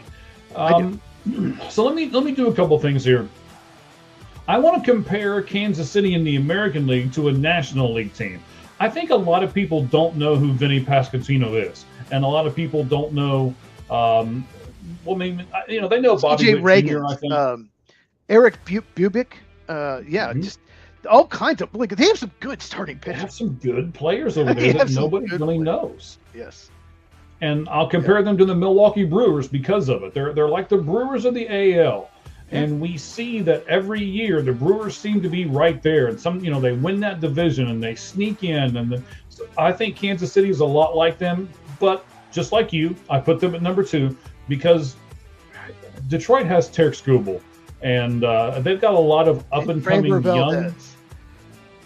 I'm sorry, sir. Sorry, I didn't mean to interrupt you. Framber Valdez, they signed in free agency too. Very, very true. Justin Verlander now. Their starting pitching's really good. Yeah. Oh, they have Casey Mize. Yes. Yes. Yeah, and that's like the afterthought almost, right? And Yes. he would be a number 2, number 3 for any other team. Yes. Yeah. So yes, I agree with you. I like Detroit's pitching staff. Their bullpen's not fantastic, even though I like Vest. Well, Vest. But yes, but they all, the guy that Ricky said he didn't know who he was in the Red Hot Reds. But anyway, so he's like, I don't watch Tiger games. I'm like, I get it. Your job is to cover the Reds. You don't have to watch Tiger. Well, that's games. true. That is. He watches them 6 times a year. That's it when they play. Or okay, I'll give him that. I'll give him that. And that's why I like doing this. What we do, I like covering the entire spectrum of Major League Baseball here. So, yeah. So you put Minnesota, Chicago, Cleveland, Kansas City, Detroit, and my only difference was I flipped Minnesota and Chicago at 4 and 5. So let's go to the final. Let's see 8. though. 4 divisions left. Let's see if we have a division exactly the same. I don't think we will. We'll see. Okay. AL East. AL East for me, and this was not. You've said the top was easy and the bottom was easy. This division for me was not easy at all. Not at all. And I went ahead and put Tampa at the bottom just because of the financial resources that they really don't have as compared to the other 4 teams. And that was honestly the only reason I put them at 5. Who'd you put at 5, Chiefs? I have them at 5, but I could see them, winning 80 games. I just, who knows? Everything goes right. They don't have a bad team, but this division is absolutely loaded. I'd like to see an expansion, and they have just bigger divisions. I don't like how there's 5 teams in division and all 5 have a chance to make the playoffs. That's brutal. But yeah, 5. I have Tampa Bay. All right. Now, this may come as a shock to a lot of people. To me, they didn't do anything to improve themselves. And, they're supposed to be the big market guys. They're in the Bronx and they do all of this stuff and yada, yada, yada. I know they made the playoffs last year, but this they won division, 94 games. This division got really good this year, and almost everybody else added, but New York didn't. So I put the Yankees at 4th place in this division. What about you, Cheese? I have them higher. Well, more on them in a second. Here's another team a lot of people are high on. I'm just not. They went out and they got some free agents, but the Baltimore Orioles, they weren't very good at all last year. I don't know that they're improved enough for me to put them higher. I just have a bad feeling. I don't know if their pitching is going to be all that great. I'm going to say Baltimore 4. All right. I don't trust Boston's front office, and I'm just going to say it. I would love to get one of our buddies is with us, and I think he and I were going to try to do an extra show. I don't think it's really going to happen. We were going to do our own fantasy show, but I don't think so. We're just too busy as far as that part goes. But I'd love to get his take on this. They've got really good players, and they've got a decent farm system, but I just don't trust their management to put people in the right spots and to put people in the right places. So for me, I put the Boston Red Sox at number 3. They didn't handle Rafael Devers well. They didn't handle Alex Bregman well. They signed Bregman. They had to trade Devers, and they didn't re-sign. It's been a mess. Yep, they've been a mess. I have them 3 as well. They have really good pitching, especially starting pitching. It's good enough where they could potentially make the postseason. So I have them 3rd, but I couldn't put them higher. All right, so I'll go back here for a second. I'm much higher on the Baltimore Orioles than what you seem to be. Yes, they made some really good trades, and they got out of a couple of contracts, and they're still young. That's the thing.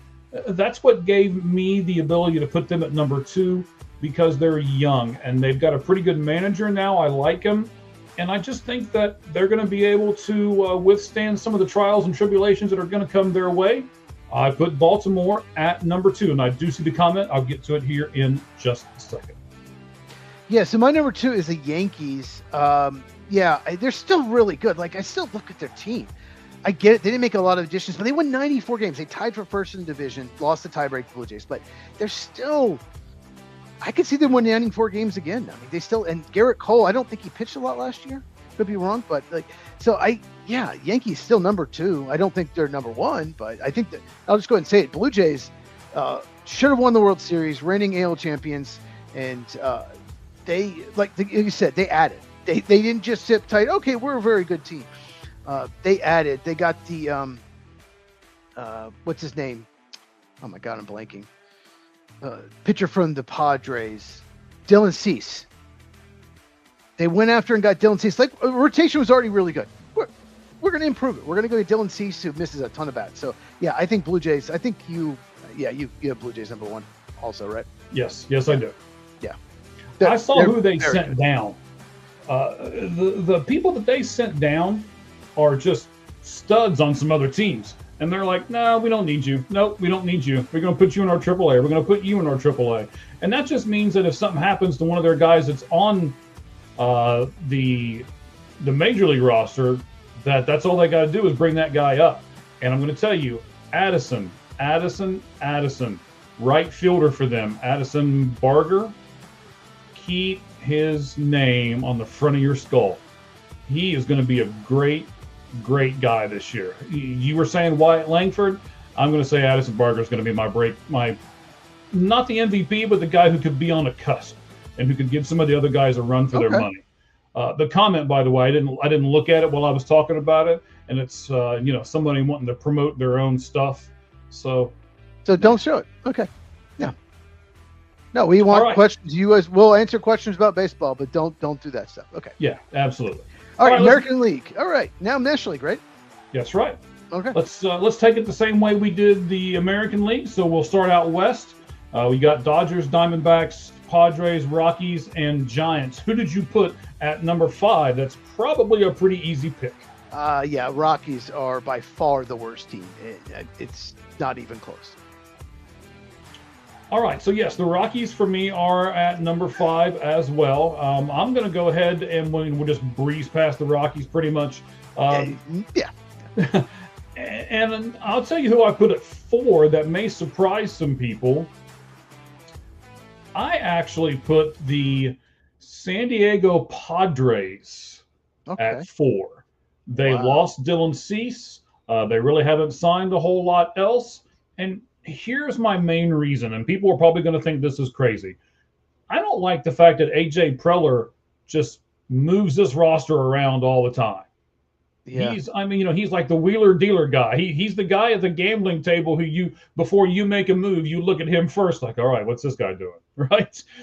So I like chemistry, and I like guys that know their roles and stuff like that. And I don't think either of those things exist with the Padres. So I went Rockies and then Padres. Now, there's probably going to be a 20-game difference between those two teams, but Padres are 4 for me. Interesting. I have them higher, so I'll talk about them in a second. Okay. I actually have the Giants 4. I think the Giants could compete for a playoff spot. It's kind of like the AL East. There's 4 teams that could do it. I just don't like them as much as the other 3, so I have the Giants number 4. I like Buster Posey. Earlier I was talking about a team that in Boston that I didn't trust. I trust Buster Posey. I think he is a baseball guy. I think he knows what he's doing. And I like the subtle additions that they made. The Harrison Bader, batting title, always plays first, but he's going to play second for them because that's what he wanted. Played in the WBC. Oh, you hadn't told me, I could have told. Luis Arraez. Luis Arraez. There we go. Yeah, there we go. Luis Arraez. Yes. I like those 2 pickups. So because of that, I actually put San Francisco at 3. So I've got San Francisco, San Diego, Colorado, and I'll go ahead and tell you, the Arizona Diamondbacks for me are number 2. I like this team. They're going to get Corbin Burns back about halfway through the season, maybe a little bit beforehand. I think he will make a huge difference in that rotation. Their rotation's not terrible as it is. They've got Ketel Marte. They've got Perdomo. You've got Corbin Carroll. So you've got a good centerpiece right there. And I think that with Gabriel Moreno behind the plate, and you're going to see, I think, Alek Thomas make some big strides ahead. So I like the Diamondbacks, even though they have 0 lefties in their bullpen. We talked about that. That does worry me. But I still put the Diamondbacks at number 2. So, all right, Cheese, we know you've got Colorado at 5 and you've got San Francisco at 4. Who are your 2 and 3? Yeah, Diamondbacks, they could add a lefty. They could make a trade. You never know. We got 2 days. It's true. My number 3 is the Padres. You mentioned them. Here's the thing. Yeah, no more Yu Darvish, no more Dylan Cease. So like Joe Musgrove and Michael King. What happens if they don't stay healthy? I couldn't put them higher. I just couldn't because, yeah, I don't. Those guys have had injury issues in the past. So if those guys don't stay healthy, they could be in a little bit of trouble. Number 2, I do have the Diamondbacks as well. Diamondbacks were right in it. Most people don't realize it. Right in it at the end. With a week to go, they had a chance to make the postseason. We talked about it right here on this podcast, and they traded away people. They sold at the deadline. And like you said, they got a bunch of up-and-coming players. Love Corbin Carroll. And I think Zach Gallen's going to pitch much better this year too. Me so too. Yeah, I have them second. All right, and as much as I hate to say it, they don't break any rules, but they spend a lot of money, so the Dodgers are gonna be number 1. Yeah, I think it's pretty obvious they have the best roster in baseball. The Dodgers, number 1. Yeah. All right, National League Central. I put St. Louis at number 5. It's a rebuilding year for them.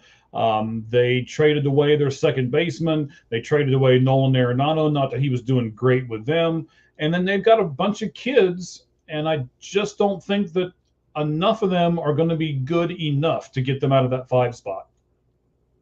Like I said earlier, 1 and 5 for most divisions was easy. The Cardinals are going to suck this year. Look at the roster. They are going to suck. And the other 4 are much better, in my opinion. All right. Speaking of the other 4, I think their luck's going to run out.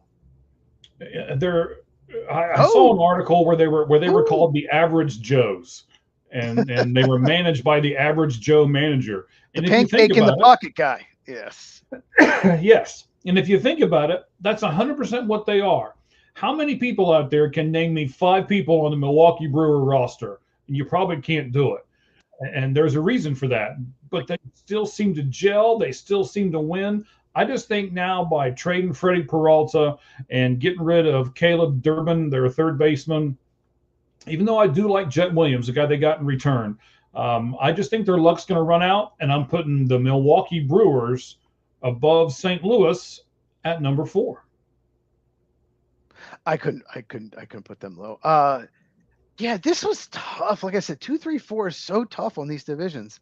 I'm going to go Pirates at 4. I think the Pirates, just like the A's, I put them at 4. They're a year away. I think 2027, 28, it's going to be their year. I still don't love the lineup for Pittsburgh. The bullpen also scares me a little. So the Pirates, I love some of the young pitching. Paul Skeens is amazing. They're going to win most of his starts probably. I just could not put them higher because they still have some flaws, but the future looks bright in Pittsburgh. I'm going to ask you this. This wasn't pre-planned, ladies and gentlemen. So, this is one of these spot questions that we just kind of come up with while we're doing the show. So you put Oakland in the same spot, you put Pittsburgh in the same spot. Who's going to have the better record, Oakland in the AL or Pittsburgh in the NL? I'll say Oakland. Oakland, Sacramento. I'll say the Athletics have a little bit better record. Okay. Like I said, I just think the Pirates. I'm looking at the roster when I was, doing research for this, and they have holes. They don't have enough good impact bats. They're going to have games where they lose. They're going to lose a lot of 2-1, 3-2 games, in my opinion. And they traded their closer at the deadline last year. I don't look. They just, the bullpen is nothing great. You can't just have starting pitching. Yeah, starting pitching is great, but like I said, you're going to lose a lot of 2-1, 3-2 games. So I think Pittsburgh, they're going to win more games than last year, but I think I just see them as like an 80 and 82 type team. Yeah, they're going to be in a lot of games, but I don't think they're going to win a lot of games. So they need to take another step. And let me tell you, Marcell Ozuna is not the guy to do it with. No, so, that was so bad. That was desperate. We need another bat. All the other ones we tried to sign Schwarber. We tried to sign all these other Pete Alonso. We're not going to Pittsburgh. It was a desperate move and way overpaid. All right. So St. Louis for me is at 5. Milwaukee is at 4. I'm going to put Pittsburgh at 3. We've already discussed them. I'll go ahead and move on. And this is probably where Cheese and I are going to disagree. I'm going to bank here. I need to go 3. Oh, you need to go 3. Go 3, sir. I apologize. Yeah, we're going to disagree because I have your Cincinnati Reds as my number 3. The Reds are deep. They have a really deep roster. I don't love that Hunter Green is out for half the year. I don't either. I don't love that. The starting pitching, if you just look at the ERAs, it doesn't look great on paper, but I think it's a little better than that. But at the same time, God, Hunter Green, man, half the year. That's the thing. I love the lineup, I love the depth. They have 10 or 11 guys that could probably start for most everybody. So I couldn't put them higher than 3. So I have the Cincinnati Reds at 3. Okay, that's fine. So like I said, Pittsburgh for me was at 3. We've talked about them a little bit, so we don't need to rehash them. I put Chicago at number 2, and I'll tell you why. I don't like their bullpen, and I don't like the back end of their starters, and I don't trust Justin Steele coming back from injury and being the Justin Steele of 2 years ago. So because of those 3 things, that's where I put. Do I think they're going to make the playoffs? We'll talk about that in a little bit. But I can't put them in the division, and I still almost did it. And I think Chicago and Cincinnati are going to be the 2 teams that just battle and fight and battle all season long, and I can't wait to watch it because I think this is going to be one of the better rivalries in baseball this upcoming season. Wrigley and Great American Ballpark are going to rock with both these guys and both these teams. I can almost see a brawl or something happening to where we get some kind of epic thing and we talk about it before the season's over. So I'm here for it. I can't wait to watch it. The Reds and Cubs only fight over umpire call. They only get brawls over that. I had to put the Brewers too. I could not. Somehow they trade away their best players every year, 1 or 2, and they won 97 games last year. They didn't win 89 when they won 97 games last year. Insane. So I just cannot put them lower 2. They're not going to drop off to like 82. I don't see that. Are they as good as last year? No, but I have them too. So I still think the Brewers are good enough to be second in the division. The Hunter Green thing was me. That's the 2-3 was tough. The Hunter Green half the year out. That was a tough one for me. No, I get it. I understand it. And as a Reds guy, I'm gonna now promote my team, right? And that's 100% what I'm doing right now. I'm not gonna lie about it. I think we have one of the better rookies at first base in South Stewart. Matt McLain is batting .541 in spring training with 7 home runs. I know it's spring training, but he's killing everybody else. Why isn't he over 600? Like, what's up with that? Yeah, what's up with that, right? He needs to be 600. Yeah. Ellie De La Cruz was hurt for the second half of last year and still put up really good numbers. He can put up better numbers this year. You got Ke'Bryan Hayes at third base. Not a great offensive guy, but one of the better defensive replacements if you bring him in at the end of the game. And he'll accompany Suarez, who is just going to smack balls all over the place out of Great American. You've got Friedel in center. You've got 2 balls over the place. Smacking balls. It's a family show. We better not go there. So I do still like their rotation, even though I have to give you a ton of credit with your Hunter Green comment from earlier. You're spot on. I wish we had Hunter Green. But you got Abbott, the all-star from last year. I don't know if you know this, but Nick Lodolo just got put on the IL for the beginning of the season. Oh, man, they're counting on him. Oh, man. What about Chase Burns? Is he healthy? Because Chase Burns is healthy. Chase Burns is nasty. Chase Burns is nasty. 2nd overall pick. He's an X factor. If he steps it up, then maybe the Hunter Green injury isn't so bad. So, yeah. So their rotation is going to be Abbott, Singer. Then you're going to go Chase Burns, Lauder, and Brandon Williamson, who's coming back from surgery and looked really good in the spring as well. So I'm crossing my fingers for their rotation. They've got probably and honestly the best bullpen in this division. You've got Pagan at the back end. You got Santillan. You got Ashcraft. You got a bunch of guys. They picked up the hard throwing lefty from the Angels in the trade, Brock Burke. So you've got 2 lefties. Johnson from the Atlanta Braves is now with the Cincinnati Reds. That was a good pickup. He's good. Excuse me. So yes, we're going to look like the Royals 11 years ago. I still can't believe it's 11 years, man. To where we're going to try to win everything with our bullpen, and these young starters only have to go 5 quality innings, and the bullpen can pick them up. So I think that's a recipe for wins. And it's just the opposite recipe of your Cubs. Your Cubs have a better starting staff, can go a little further, but I don't know about their bullpen. So I'm going to go ahead. No, go ahead. It's just going to be interesting. I honestly, I can't wait for this division to play out in the National League this year. So I'm going to completely disagree with you on the Cubs bullpen. I think that's a strength for them. I think it's going to be really, really good bullpen. I think it's deep, and they have 2 very good lefties.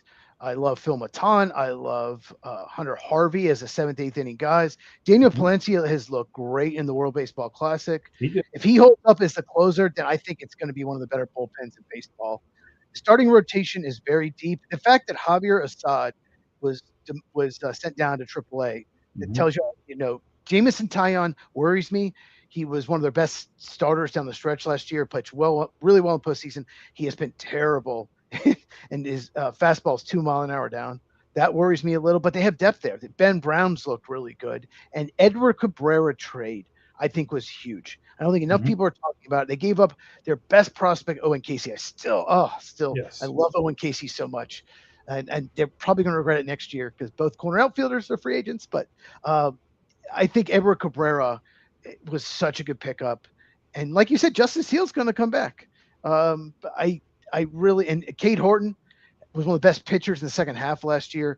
I think this is the best Cubs team since maybe like 2017.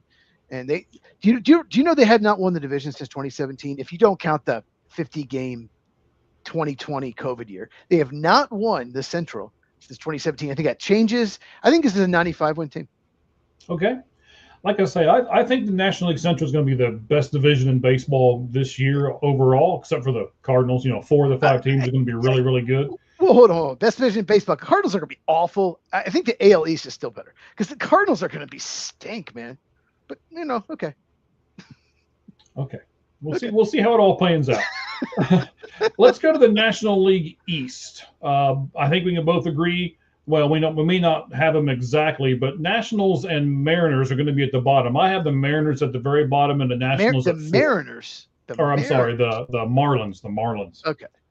Yeah, some fish. I don't know. Yeah, I have Marlins 5th, Nationals 4th. The Marlins traded their 2 best pitchers. They don't even try. They don't even try to win.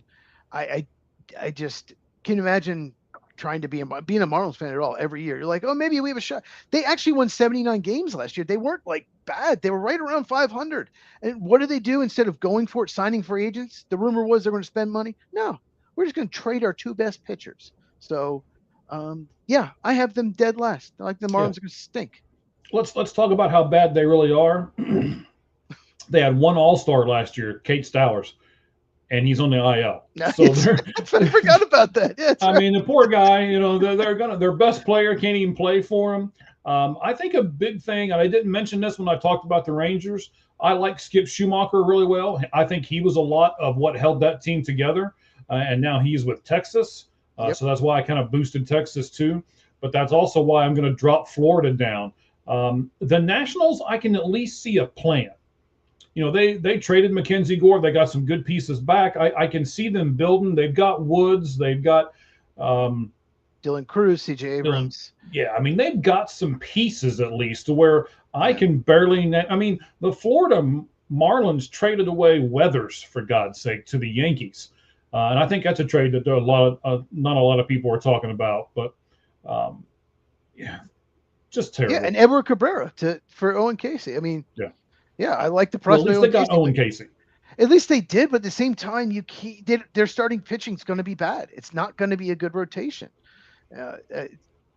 79 Sandy Alcantara will be traded before the trade deadline. Oh, and he was bad last year. There's no guarantee he's going to bounce back. I think he will. I think a lot of him, just like a dude Steele, and maybe even Corbin Burns. Even though I said I thought he would be better, it's the jury's still out till we see them.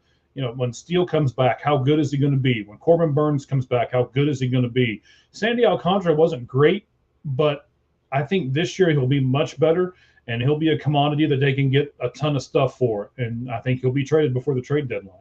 I But think I think go they ahead. shopped him last year, but he had a down year. They weren't getting good offers, so they just like we'll keep him and then try to get something better. Yeah, yeah. Yeah, The you're right. Nationals. Yeah, I have the Nationals for. Yeah, we just talked about them. So yeah, Marlins Nationals. I think there's a big drop off from the Absolutely. Here's the interesting part though. Where is 1, 2, and 3? Who do you have at third? The Atlanta Braves. They don't have. All their pitching is going to be hurt. It's either hurt. Even Spencer Strider hurt as oblique. Joey Wentz was with the fifth starter. He's out for the year. Schwellenbach is hurt. Waldrop is hurt. They're two young pitchers. They literally claimed a guy off waivers from the Yankees who they claimed earlier in the offseason and let him go. Mhm. Bryce Elder is one of the worst pitchers in baseball. They literally don't have enough starting pitching. And it's if Grant Holmes and Ronaldo Lopez pitch as well as they have the last few years. There's no guarantee. And Chris Sale has to stay healthy, which he's had trouble doing at times. So, and they had a lot of hitters with down years last year that need to bounce back, like Michael Harris and Ozzie Albies, Austin Riley. Maybe they bounce back? I don't Matt know. Olson. I think there's no team in baseball that has a wider range Yes. of wins and losses. I mean, Yes. they could win 94 games and they could win 71. There's no wider range Atlanta Braves. I don't know how Walt Weiss is going to do as manager. I have no idea what's going to happen with the Braves. I'm very worried. So there's no way I could put them up there with the other two teams. All right. So I put the Mets at 3 because I don't trust what the Mets are doing. I don't like their pitching staff. They got rid of Pete Really? Alonso. Okay. So Francisco Lindor, I've never really liked as far as that part goes. So you got Beatty, who they're counting on, who I'm not sure they can count on. I mean, I don't like. I know they've got It's a big Juan year for him. Soto, but Yeah. I don't know. I'll be doing a piece on Juan Soto on my other podcast that we do here on this channel as well. You'll see that in the next few days. But I just don't like this team. I don't like the chemistry. I think they play for the names on the back of their jerseys instead of the team name on the front of the jersey, and that never really bodes well. So I have the Mets at 3. I'll go ahead and tell you I have your Braves at 2, and I have them at 2 because I see some resurgence possibilities. I really think Ronald Acuna Jr. is going to come back. I'll have a spot. I have a bid on him here in the next week or so. I did some research on him. I think Matt Olson's going to come back. I think Austin Riley is going to do much, much better. So I Drake like Baldwin's that team. very good. Drake Baldwin's very good. good. And Yeah, Chris yeah. Sale is, to me, Chris Sale's the key. He's got to be the guy that holds that pitching staff together. He's got to And stay if he- healthy. Yeah. Yes. And if he falters, that team is in trouble. But I also want to say this. They're going to do something at the deadline. And the Braves seem to always be able to do it. They're one of the first teams that strike. They go out, they get what they need, and then they push through to the playoffs. So that's my prediction for them. I've got them in second place, and we'll see what happens. And Kim, the shortstop's hurt. He fell on ice, supposedly. Jurickson Profar is suspended for steroids. Mhm. I mean, it's been an absolute Great disastrous last month for the Atlanta Braves. I wish I was as confident as you, but nowhere near. I think there's a big drop off between these top two teams. I'm gonna disagree with you on the Mets. Okay. I think the rotation's good. You got Freddie Peralta, David Peterson, Nolan McLean, a really good young rookie with great stuff. Clay Holmes, Cody Senga. I mean, that's a really good rotation. I think that's a strength for the Mets. Losing. No, his name just escaped me, to the Orioles, the first baseman. Alfonso. Pete Alonso. Yeah, that Alonso, hurts, yeah. but they wanted him back, but at their price, because he's a terrible defensive player. But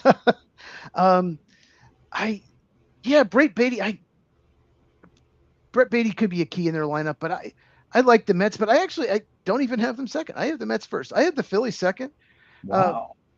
I have the Mets actually win the division because I think getting Freddie Peralta, I think, was big for them, getting that front end guy. So I have the Mets actually winning the division. I think it's close. I was back and forth on that. Philly's still a very good team. I don't think they did a ton to add. If there's some move they did that I'm just not thinking of, let me know. They are kind of older. I mean, they re-signed Schwarber, but I think getting Nick Castellanos out the building helps. That always just get him the heck out of your locker room. Yeah, Adolis Garcia, they brought him in from Texas. They brought him in. I hope maybe maybe he has a bounce back year, but yeah, I like the Phillies. I think the Mets have a potential higher ceiling, and the Phillies have one of the highest floors of any team in baseball. I'll say that. So Phillies 2, Mets. I actually have winning the division. All right, very interesting. I'm surprised that we disagreed that much. So you had the Phillies number 1. I do. I have the Phillies number 1. I just like their team. I like Dave Dombrowski. I think if he needs to go make a move, he will. I like their bullpen. I like their starters. There is a couple of things that I don't like about them, but they're kind of, Bryce Harper, I don't know what the relationship is going to be moving forward there with what was said in the offseason. It's either going to spark him and piss him off and make him do well, or it's going to tick him off and he's just going to pout. I don't know which one he's going to get. Well, let me ask you this. Do you like their lineup after the first 3 guys? Like their 4 through 9, the lineup is just okay to me. I don't see anyone that's like really I'll just say this. The Cubs, for example, the Braves, they have 6 or 7 guys that could be all-stars. I don't see that Phillies lineup being super deep after like Bryce Harper and Kyle Schwarber and Trey Turner. Like, I don't love the rest of their lineup. I think it's not bad. It's just a bunch of, above average type players. That's the thing that worries me about the Phillies, why I couldn't put them first. But you're right. The starting pitching is terrific. Christopher Sanchez, he's absolute stud. Right. And they, they just extended him. Great move for them. Great move for them. That's right. They did lose Ranger Suarez right out of the gate. And they lost Ranger Suarez. I mentioned that. Yep. So, but I just don't necessarily love the back end, especially their lineup after those first 3 guys. But like I said, I think they have a high floor. I think they're just a good team. I mean, I'm looking at their lineup right at the moment. I mean, you still got JT Realmuto, you still got Alec Bohm, you still got Bryson Stott, who I was told they were shopping. You've still got Trey Turner, of course, at shortstop. But I mean, Alec Bohm, JT Realmuto, like league average now. Alec Bohm above average. Like those guys they're not going to scare you. Bryson Stott, Adolis Garcia, Brandon Marsh, Justin Crawford, guys like none of them are just. I don't see any of them being all-stars. I think they have 3 really, really good bats, and then everyone's just kind of okay. Yeah, I'll give you stars and not superstars. I'll give you that. Yeah. So okay, that's why I have them second. All right. Interesting. Oh, okay. We're done. Yeah, we're done with division. Oh, yeah, now we get to pick awards. Now we get to do some predictions here. Ooh. AL team that made the playoffs last year that has the best chance of missing the playoffs this year. Cheese, I'll let you go first. I'm going to use the correct name. I'm going to go Cleveland Indians. Guardians. Cleveland, like I said, I keep waiting for them to make a move. They were good last year. They didn't. I think they were 1 and done in the postseason. I don't see them making it, but you never know, they could, but I don't love their lineup. All right. Well, based on my predictions from earlier, I have to go New York Yankees.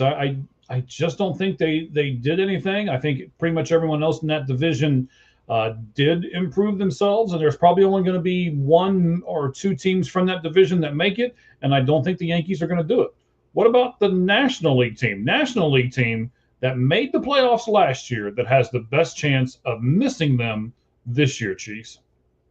I'm going to go, because of the starting pitching worries me, with the San Diego Padres. I could see them making it. They have a good team. They have a good lineup, but no Yu Darvish. They lost Dylan Cease, so I'm gonna say San Diego misses it.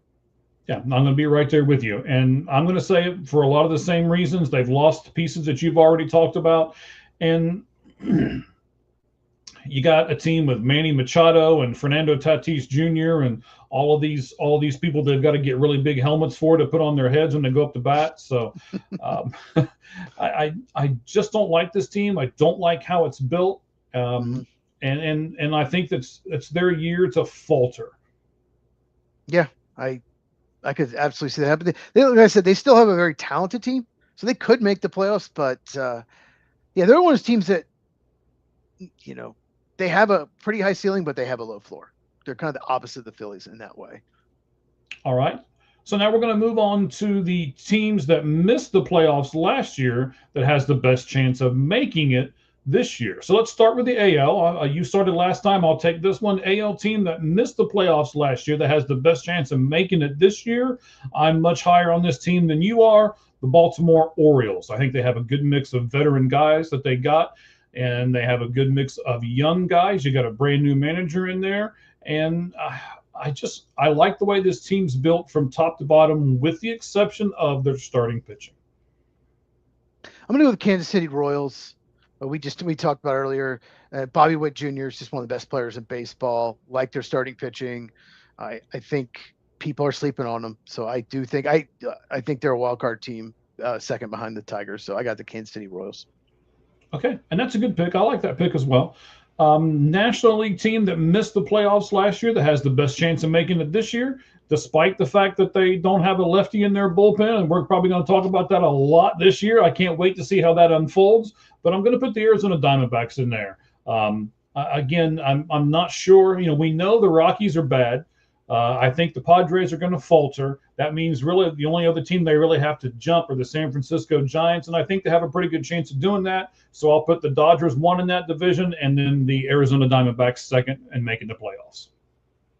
I'm going to go with the New York Mets. I have them winning the division, so obviously I'm making the playoffs. They just missed it last year. They did collapse, but like I said, I think they're going to be better this year. I like the Peralta moves. So yeah, give me New York Mets to make the playoffs. Okay. Let's see. American League division winners and then American League wildcard teams. So, Cheese, who are your 3 division winners in the American League? Yeah, we'll recap. Yeah. Mm-hmm. And then we'll give, okay. Yeah. So I have Mariners, Tigers, Yankees. No, excuse me. Mariners, Tigers, Blue Jays. What did I say? Yeah. Mariners, Tigers, Blue Jays. Yeah, we each have the same division winners. So I have Seattle, Detroit, Toronto as well. What about the wild card teams? I think this is where we're going to differ a little bit. Yeah, definitely. I have Astros, Royals, and Yankees. I know you don't have the Astros or Yankees. So yeah. So I have Mariners, Tigers, correct. Blue Jays, Astros, Royals, Yankees as my 6 American League playoff teams. Okay, so we'll just do all 6 here. My 6 would be the division is Seattle, Detroit, Toronto, same as you. But my wild card teams, we have Kansas City in there, but I have Baltimore and Texas. Okay, Rangers. Okay. Yeah, it'll be interesting to see who all plays out here, and we'll revisit this later on, guys, when it gets closer to the playoffs and we can make fun of each other. So that's the AL division winners and the AL wild card. I'll definitely say it. Yeah, I'm sure you will, sir. And then let's go National League division winners and National League wild cards. Who's your division winners, Cheese? The Dodgers, Cubs, and Mets. I think Dodgers the only one we agree on. So Dodgers, Cubs, and Mets are the division winners. My wildcard teams are the Phillies, Brewers, and Reds. So 5 of the same 6 teams as last year. The one difference is I have the Mets in, the Padres out. So pretty close to last year. All right. See, mine is no. We're not even close here. So I've got Philly, Cincinnati, and LA as far as division winners go. And the wild card teams would be Chicago, Arizona, and San Francisco. Oh, you have San Francisco. Okay, we have 4 of the same 6 teams. Just okay. You have San Francisco in there. Interesting. Yeah, I do. I really like Buster Posey, and if you look at it, I've got Dodgers, Diamondbacks, Giants, all from the same division, all 3 going in. I have Cubs, Brewers, Reds, again, all making it. So. All right. So now let's start narrowing this down. American League Championship Series teams. There's only 2. I have Seattle, Toronto. Who do you have coming out of the American League? I have one of those teams. I have the Mariners also, but I have the Tigers. So I have Mariners, Tigers in the ALCS. And NLCS is next. I'll go first this time. Okay. NLCS, go ahead. I have the Dodgers and the Phillies as a wild card. I got to pick a wild card team, not a division winner. So I have Phillies, even though they didn't win the division, I have them as a wild card making it. So I have Dodgers and Phillies in the NLCS. That was the NLCS, I believe, 2 years ago. Yeah, so I've got a matchup of the initial round of the playoffs this past year as the National League Championship teams. I have Cincinnati and Los Angeles making it to represent the National League there. Yeah, you love these Reds. You love the Reds this year. I do. I think they're going to do it. I know. I'm crossing my fingers, and I've got my Homer cape on, but we're going to do it.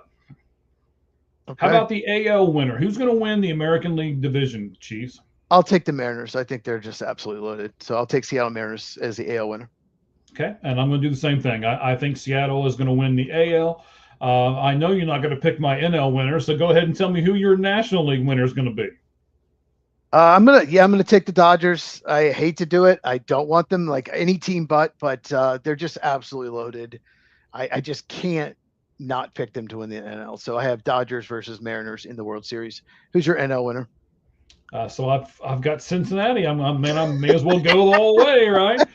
So I have Seattle and Cincinnati in the World Series. The Dodgers in the 7-game series. Okay, yeah, it's possible. It's a 7-game series, all right? It's a 7-game series. Anything can happen in a 7-game series. That 3-game series didn't go well last year, but yeah. No, it did not. It didn't even go 3 games. In fact, I don't think the Reds scored a run in the first 2 games, so that's why they got beat really quick. But I will have to say, and I'm not trying to be like rubbing elbows or anything with anybody, but I was listening to Terry Francona a little bit on one of the spring training games, and he was talking to the reporters down on the field. I was able to get pretty close. And he said, I told them to remember what it felt like to pop champagne in Milwaukee when we got to the playoffs. But I told them to remember how terrible it felt 3 days later when we lost and were just kicked out of the playoffs. So hopefully he can get them to do that. There's no other professional sports teams that celebrates every little thing. We clinched the wild card, we clinched making playoffs, we clinched the division, we won this series. Like there's so much champagne. Like it's just like, okay, do we really have to celebrate everything? NFL teams don't do that. They're like, okay, cool, yeah, we won the wild card round, we go to the division round. Oh, we won the division round, we go, Yeah, but don't you think it's it's 162 games. Your NFL guys play 17. True. It's just I just the celebration, the champagne, all that. It's just like every single time somebody. Yeah, I will give you it's a little over the top. A little over the top, and they're like, and then they're given like Mick Ultra or Budweiser, and they have to stand there and the camera holding it. And it's just like no one drinks that because it tastes like shit. No one drinks that. With the goggles on and everything else, right? Yes. Yeah. All right, so I have Seattle, Cincinnati in the World Series with Seattle winning. Cheese, who do you have in the World Series and who's winning? I have the Dodgers and the Mariners, and I'm picking the Dodgers. I can't not pick the Dodgers. They're the best team in baseball. I hate it. But they're going to win. You know it. There's like a 50% chance right now they're going to win the World Series. I'm counting these 50%. So I'm predicting the Dodgers win the World Series. Okay, let's go with individual awards. You happy about that? Let's go with individual awards. Rookie of the Year in the AL. You wanted me to put 3. I'm not sure about all 3 of these guys, but I went ahead and did 3. Who are your 3 guys? Yeah, so the reason I want to do 3 is I don't think I've ever seen a better rookie class than this year. It's true. Especially in the National League. There's 7 or 8 guys that could have probably won it last year. It was weak last year. It's just it's insane. So that's why I want to do top 3. So my number 3 for American League is Trey Savage of the Blue Jays. I think he's a little hurt right now, but he was so good in the postseason. He did go on the last IL year. today. He did. Okay. Yeah. Sure. But even so, I had to put him in the top 3 because he's got great stuff. But pitchers typically don't win it. The voters for that award, for whatever reason, typically favor hitters. So I couldn't put him higher, but I have him 3. All right. So my 3rd is you need to help me here. Samuel, is it Basallo? Basello, sure.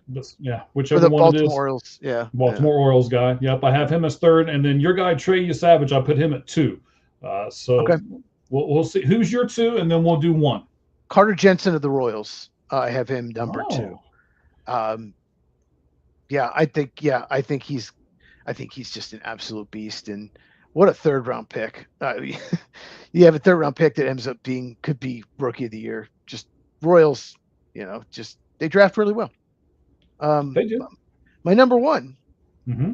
is Kevin McGonigal, of the Detroit Tigers, who just made the team. I think he is incredible and one of the best prospects in baseball. And I think I think he's going to win it. It's one of those things that it might not even be close. It's funny because my number one is not on your list, and your number one is not on my list. Oh, okay. So I believe in a guy really hard, and I think because he plays for a lesser team, it's going to make his stats shine even more as long as he stays healthy. He plays for the Cleveland Guardians. His name's Chase DeLauter. Okay. I like Chase really well. I watched him just absolutely obliviate a ball 2 nights ago in Chase Field. And if he stays healthy, I think he will win Rookie of the Year. So I have DeLauter, Yasavage, and Basallo. Who do you have as 1, 2, 3? Yeah. Chase probably would have been like 5th or 6th on if I did longer, if we did top lights out list for that. But I have Trey Yasavage, Blue Jays, Carter Jensen, Royals 2, and number 1, Kevin McGonigal for the Tigers. He just obliterated AAA last year, or the minors in general. And he, I honestly was thinking about putting Carter Jensen first, but when I saw McGonigal made the team at spring training, I'm like, he's got a whole year. I think he's going to win it. All right. So just again, a program reminder: we're not going to do a top 10 this week. We're going to do one next week, and we're going to do top 10 first baseman. And ladies and gentlemen, we talked about this a little bit before the show went on. This is not easy, and I guarantee you our list will be different because we were doing a little bit of chit chat and. Excuse me. It's a loaded position. We did a couple weeks ago. We did top 10 third baseman, and it wasn't hard. It's not the strongest position right now in baseball, but there's so many good first basemen in baseball. So doing top 10, it's like we were kind of looking at, maybe thought about doing it tonight. It's like, no, we can't. We need more time. This is a lot of research needed. So we will do it for next week. Top 10 first baseman. Okay, so we're going to do Rookie of the Year in the NL. So here's the thing. I wrote down 9 names originally. So the NL is loaded. And I'll just say this. 2 guys that I just think have a great chance I didn't even put. I'll say them at the end. I'll save it at the end because I want to surprise you. My number 3, I got to say him. Owen Casey of the Miami Marlins. He was traded for Edward Cabrera from the Cubs. I love Casey. The reason why I think the Cubs included him in the trade, were willing to trade, is he's got a high strikeout rate. He misses, he strikes out too much, but he hits it to all fields. He's got a lot of raw power. He is, he's a good arms. He can play left field. He can play right field. He's got a good arm. He's at least average defensively. Maybe he can get to above average. He's a gap to gap guy. I just love the way he plays, love his energy. And he might hit cleanup in that Miami lineup. He might have a lot of opportunities to pad his stats. So number 3, Owen Casey. So let me ask you this, Cheese. Do you think they chose Pete Crow Armstrong over Owen Casey? Because you can't have 2 guys that strike out like 25% of the time in your lineup and in the outfield, right? I don't think that was the factor. They don't have, you can have 3 or 4 guys like that, and they don't have many at all. Honestly, after PCA, it's the Cubs' philosophy. PCA is different because of his stolen bases, because of his raw power, because of his defense, elite defense. Yes. So, but they like guys that put the ball in play. That is what Jed Hoyer likes. He likes guys that strike out, but less than 20% of the time. Almost everyone in the lineup, you look at the Cubs lineup, has a low strikeout rate except for PCA. That's just what he likes. And Moises Ballesteros, who they probably could have traded in that trade but kept, has strikes out like 10%, maybe 12% less than Owen Casey, even though Owen Casey is more versatility defensively.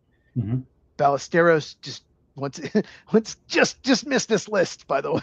I couldn't put him on here. I wanted to. Because he's a DH, also doesn't really have a position. That's another reason he's not top 3. But I think the Cubs just prefer guys that just put the ball in play and not strike out. I think that's the reason they were willing to move him.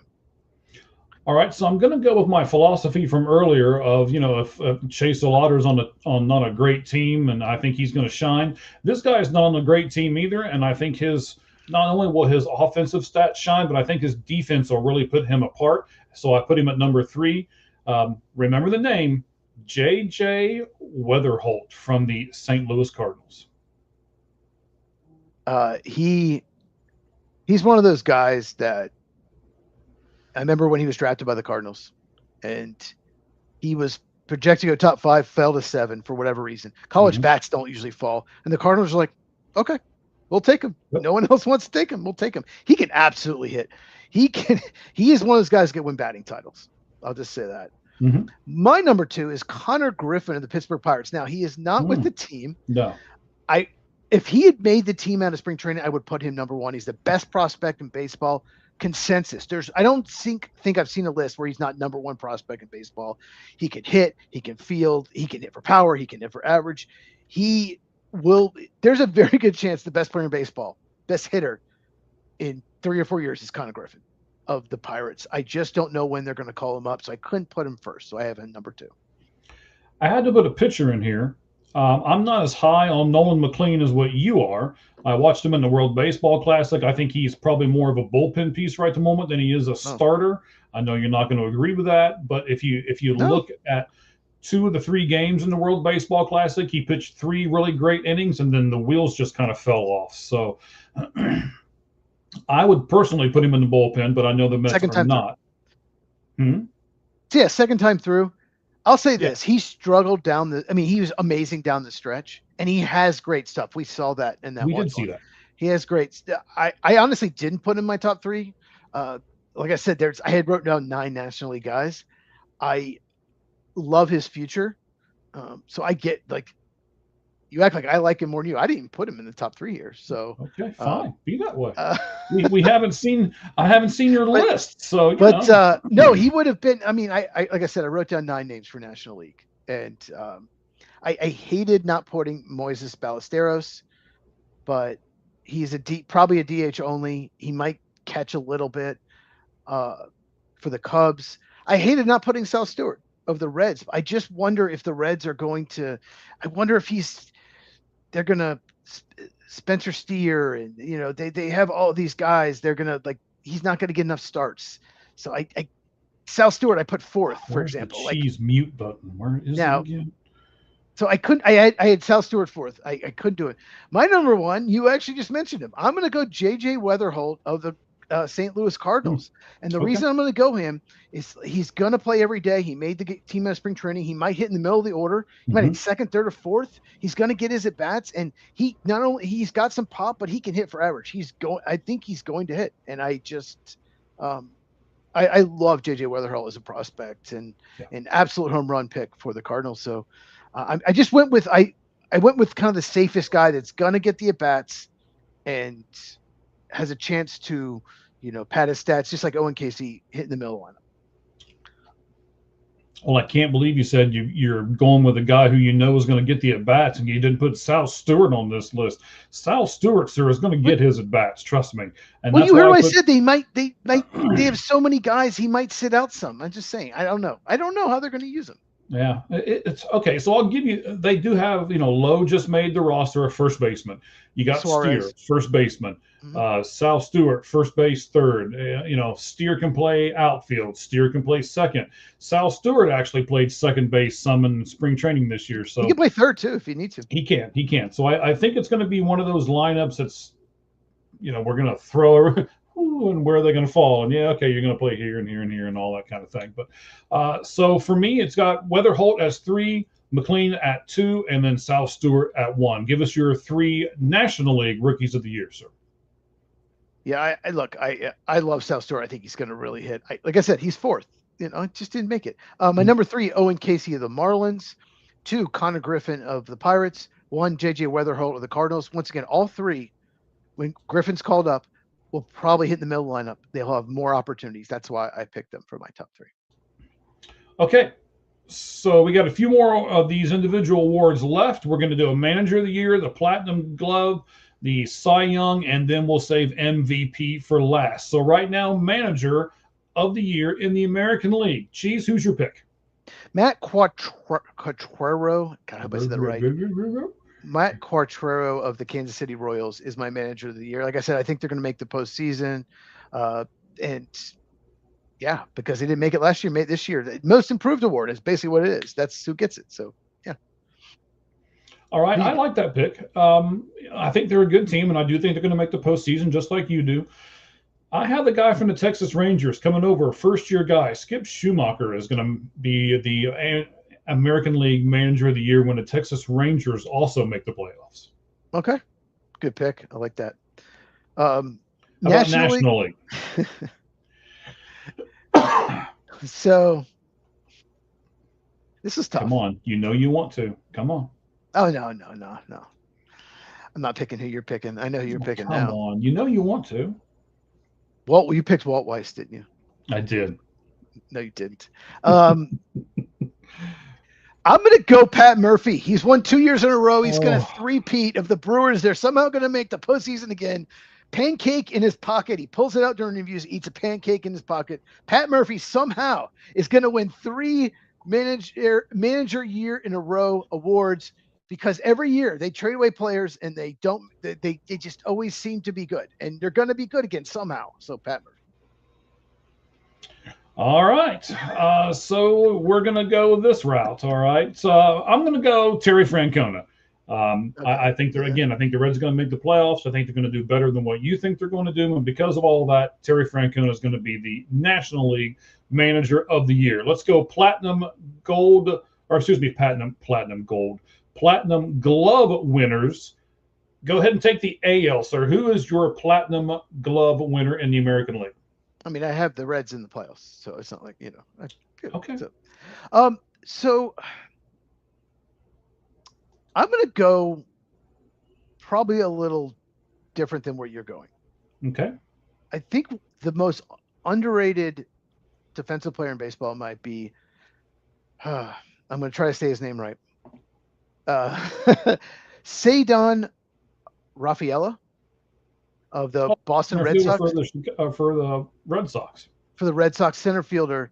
He's incredible. He's just, no one ever talks about him. Maybe because he doesn't have like the impact bat. I don't know. But it was between him and Bobby Witt Jr., but I'm going to go with Ceddanne Rafaela of the Boston Red Sox. He's incredible out there in center field. All right. I don't mind that pick whatsoever. In fact, I kind of like that pick, to be honest with you. But I'm going to go another superstar, a little more established, from the team that you have seemed to fall in love with here. I'm really surprised you didn't do this. I'm going Bobby Witt Jr. For the Platinum Glove winner in the AL. Premium position at shortstop, a guy who can make all of the plays and make most of them look pretty easy. Bobby Witt Jr., Kansas City Royals, Platinum Gold Glove winner in the American League. How about your National League guy? Who are you going to go with there? Yeah, Witt won it last year. I was trying to think of something different, and I get it. By the way, if you don't know what the Platinum Gold Glove winner is, it's the best Gold Glove winner, basically, is the best defensive player, regardless of position. And center field's a premium position, too. It is.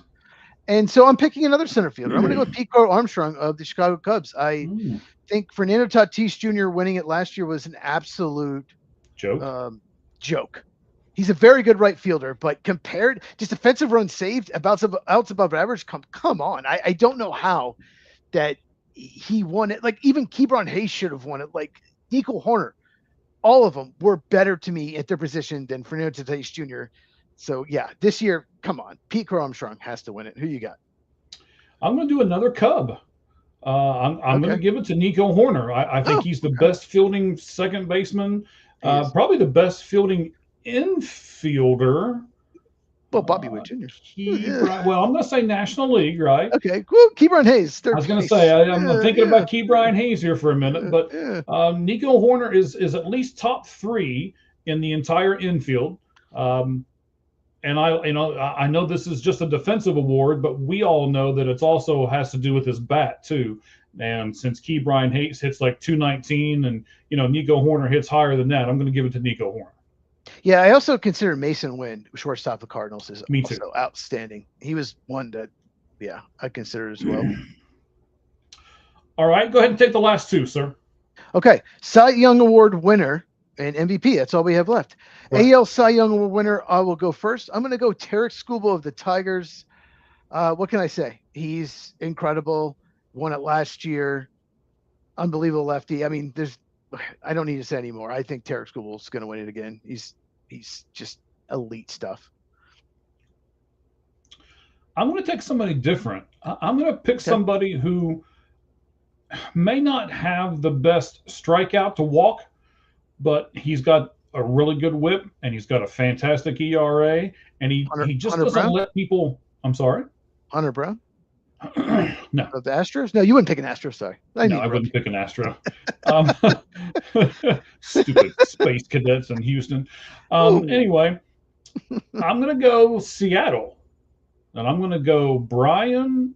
Woo! Wow. Okay, he's very good.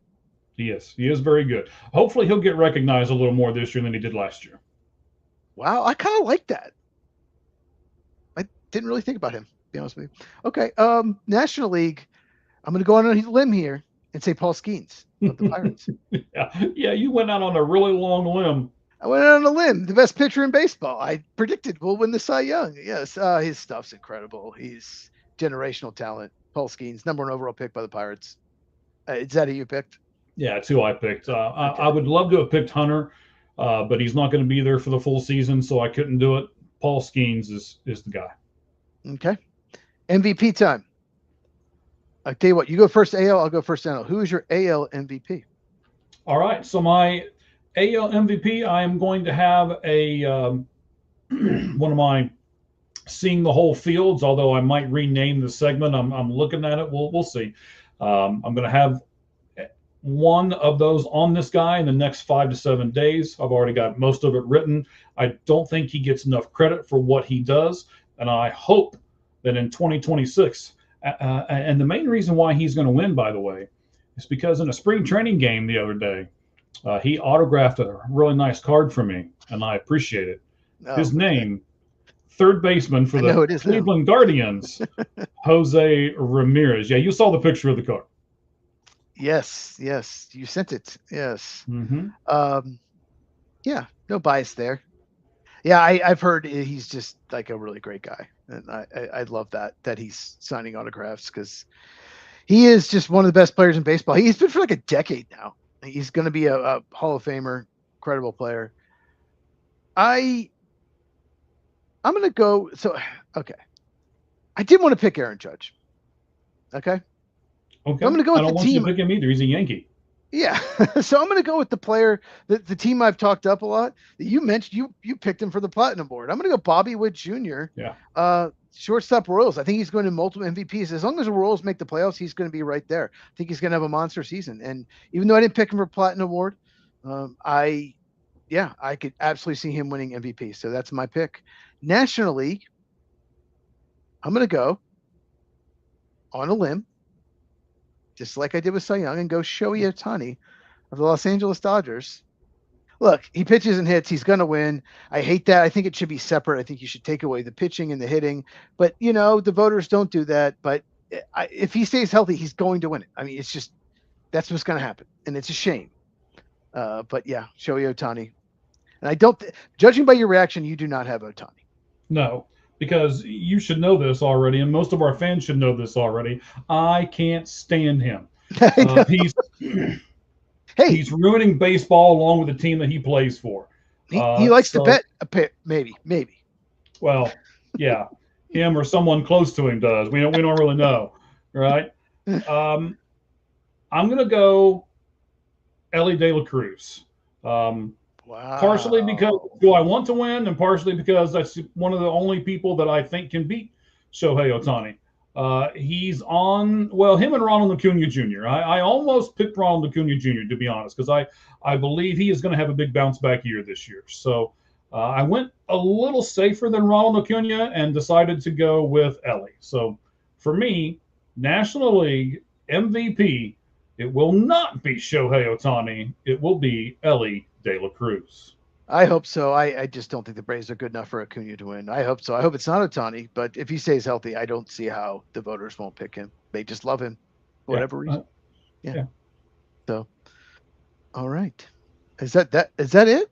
That's it, man. I know we want to keep going because we want to talk more baseball and we want to get all this stuff out there. That is it. Individual awards, team awards, man, we're going to be able to look back on this and probably make fun of each other. And most of this stuff's probably not going to come true for either one of us because that's the way this works for us. If the Reds have a bad year, yeah, you won't want to look back at this. No, I will not.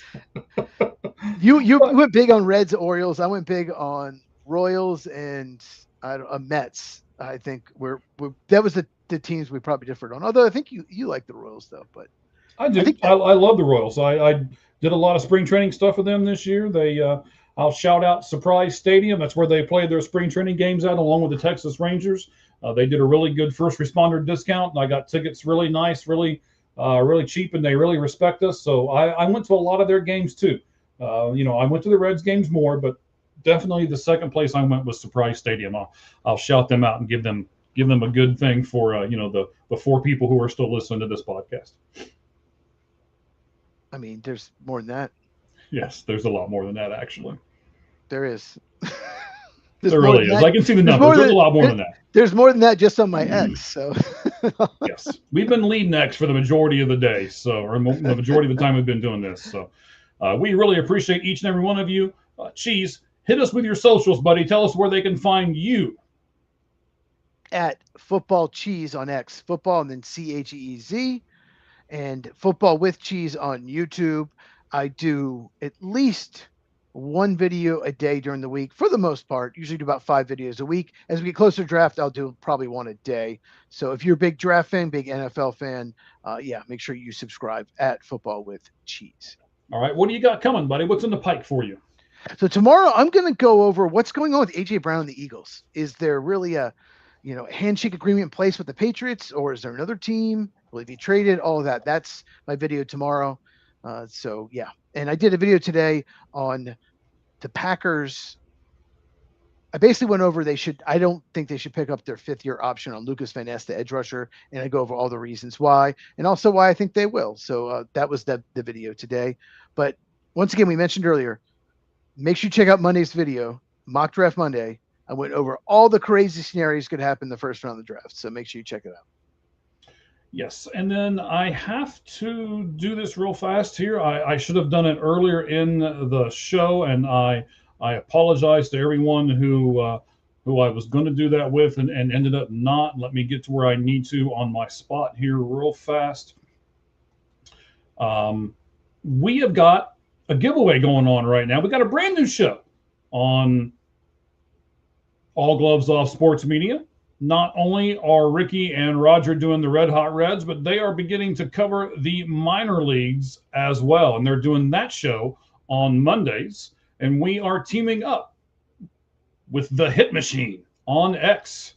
And he has gifted us an autographed, signed 1 of 499 Reds prospect card. And you can go over to their spot and see a better picture of it. I told you earlier that I knew how to get certain things on here, but I couldn't figure out how to get the picture over here. So that's totally on me. And then we're going to be doing it for the next month or so. So, we're going to do it until May the 4th, because, May the 4th be with you. And we're going to give it away on that particular day. All you have to do is follow the Hit Machine on his X account, follow the Red Hot Reds on their X account, and that's it. Nothing hard, nothing complicated, and you will be entered into the drawing for that free Reds minor league card. Go over to Red Hot Reds on X. There's a picture of it. There's a picture of it on our X account as well. That is All Gloves Off SM. And then you can go to our YouTube spot and see all kinds of stuff that we've got going on right now, including this show, the 500th video that we put up on YouTube today, the Lights Out Sports Podcast. as far as my stuff goes, I got an individual thing that I do as well. I may rebrand it. I haven't decided. I heard something today I really, really liked. I'll talk to Cheese about it off air and we'll see what's going on. But I'm going to do baseball milestones. You'd be surprised how many players this year can hit different milestones, walks, home runs, strikeouts, and stuff like that. Who's close on these lists? And some of it might surprise you. So I'm going to do, for this week and next week, I'm going to do a bunch of milestones. What players can hit what milestones in the 2026 season of Major League Baseball. Cool. All right, buddy. So I think that's a wrap. We got everything done the way we wanted. Appreciate each and every one of you guys for staying with us here on the Lights Out Sports Podcast. We'll be here next Tuesday, same time, same place, same sexy hosts. Well, at least one. And anything that sexy host wants to put at the end?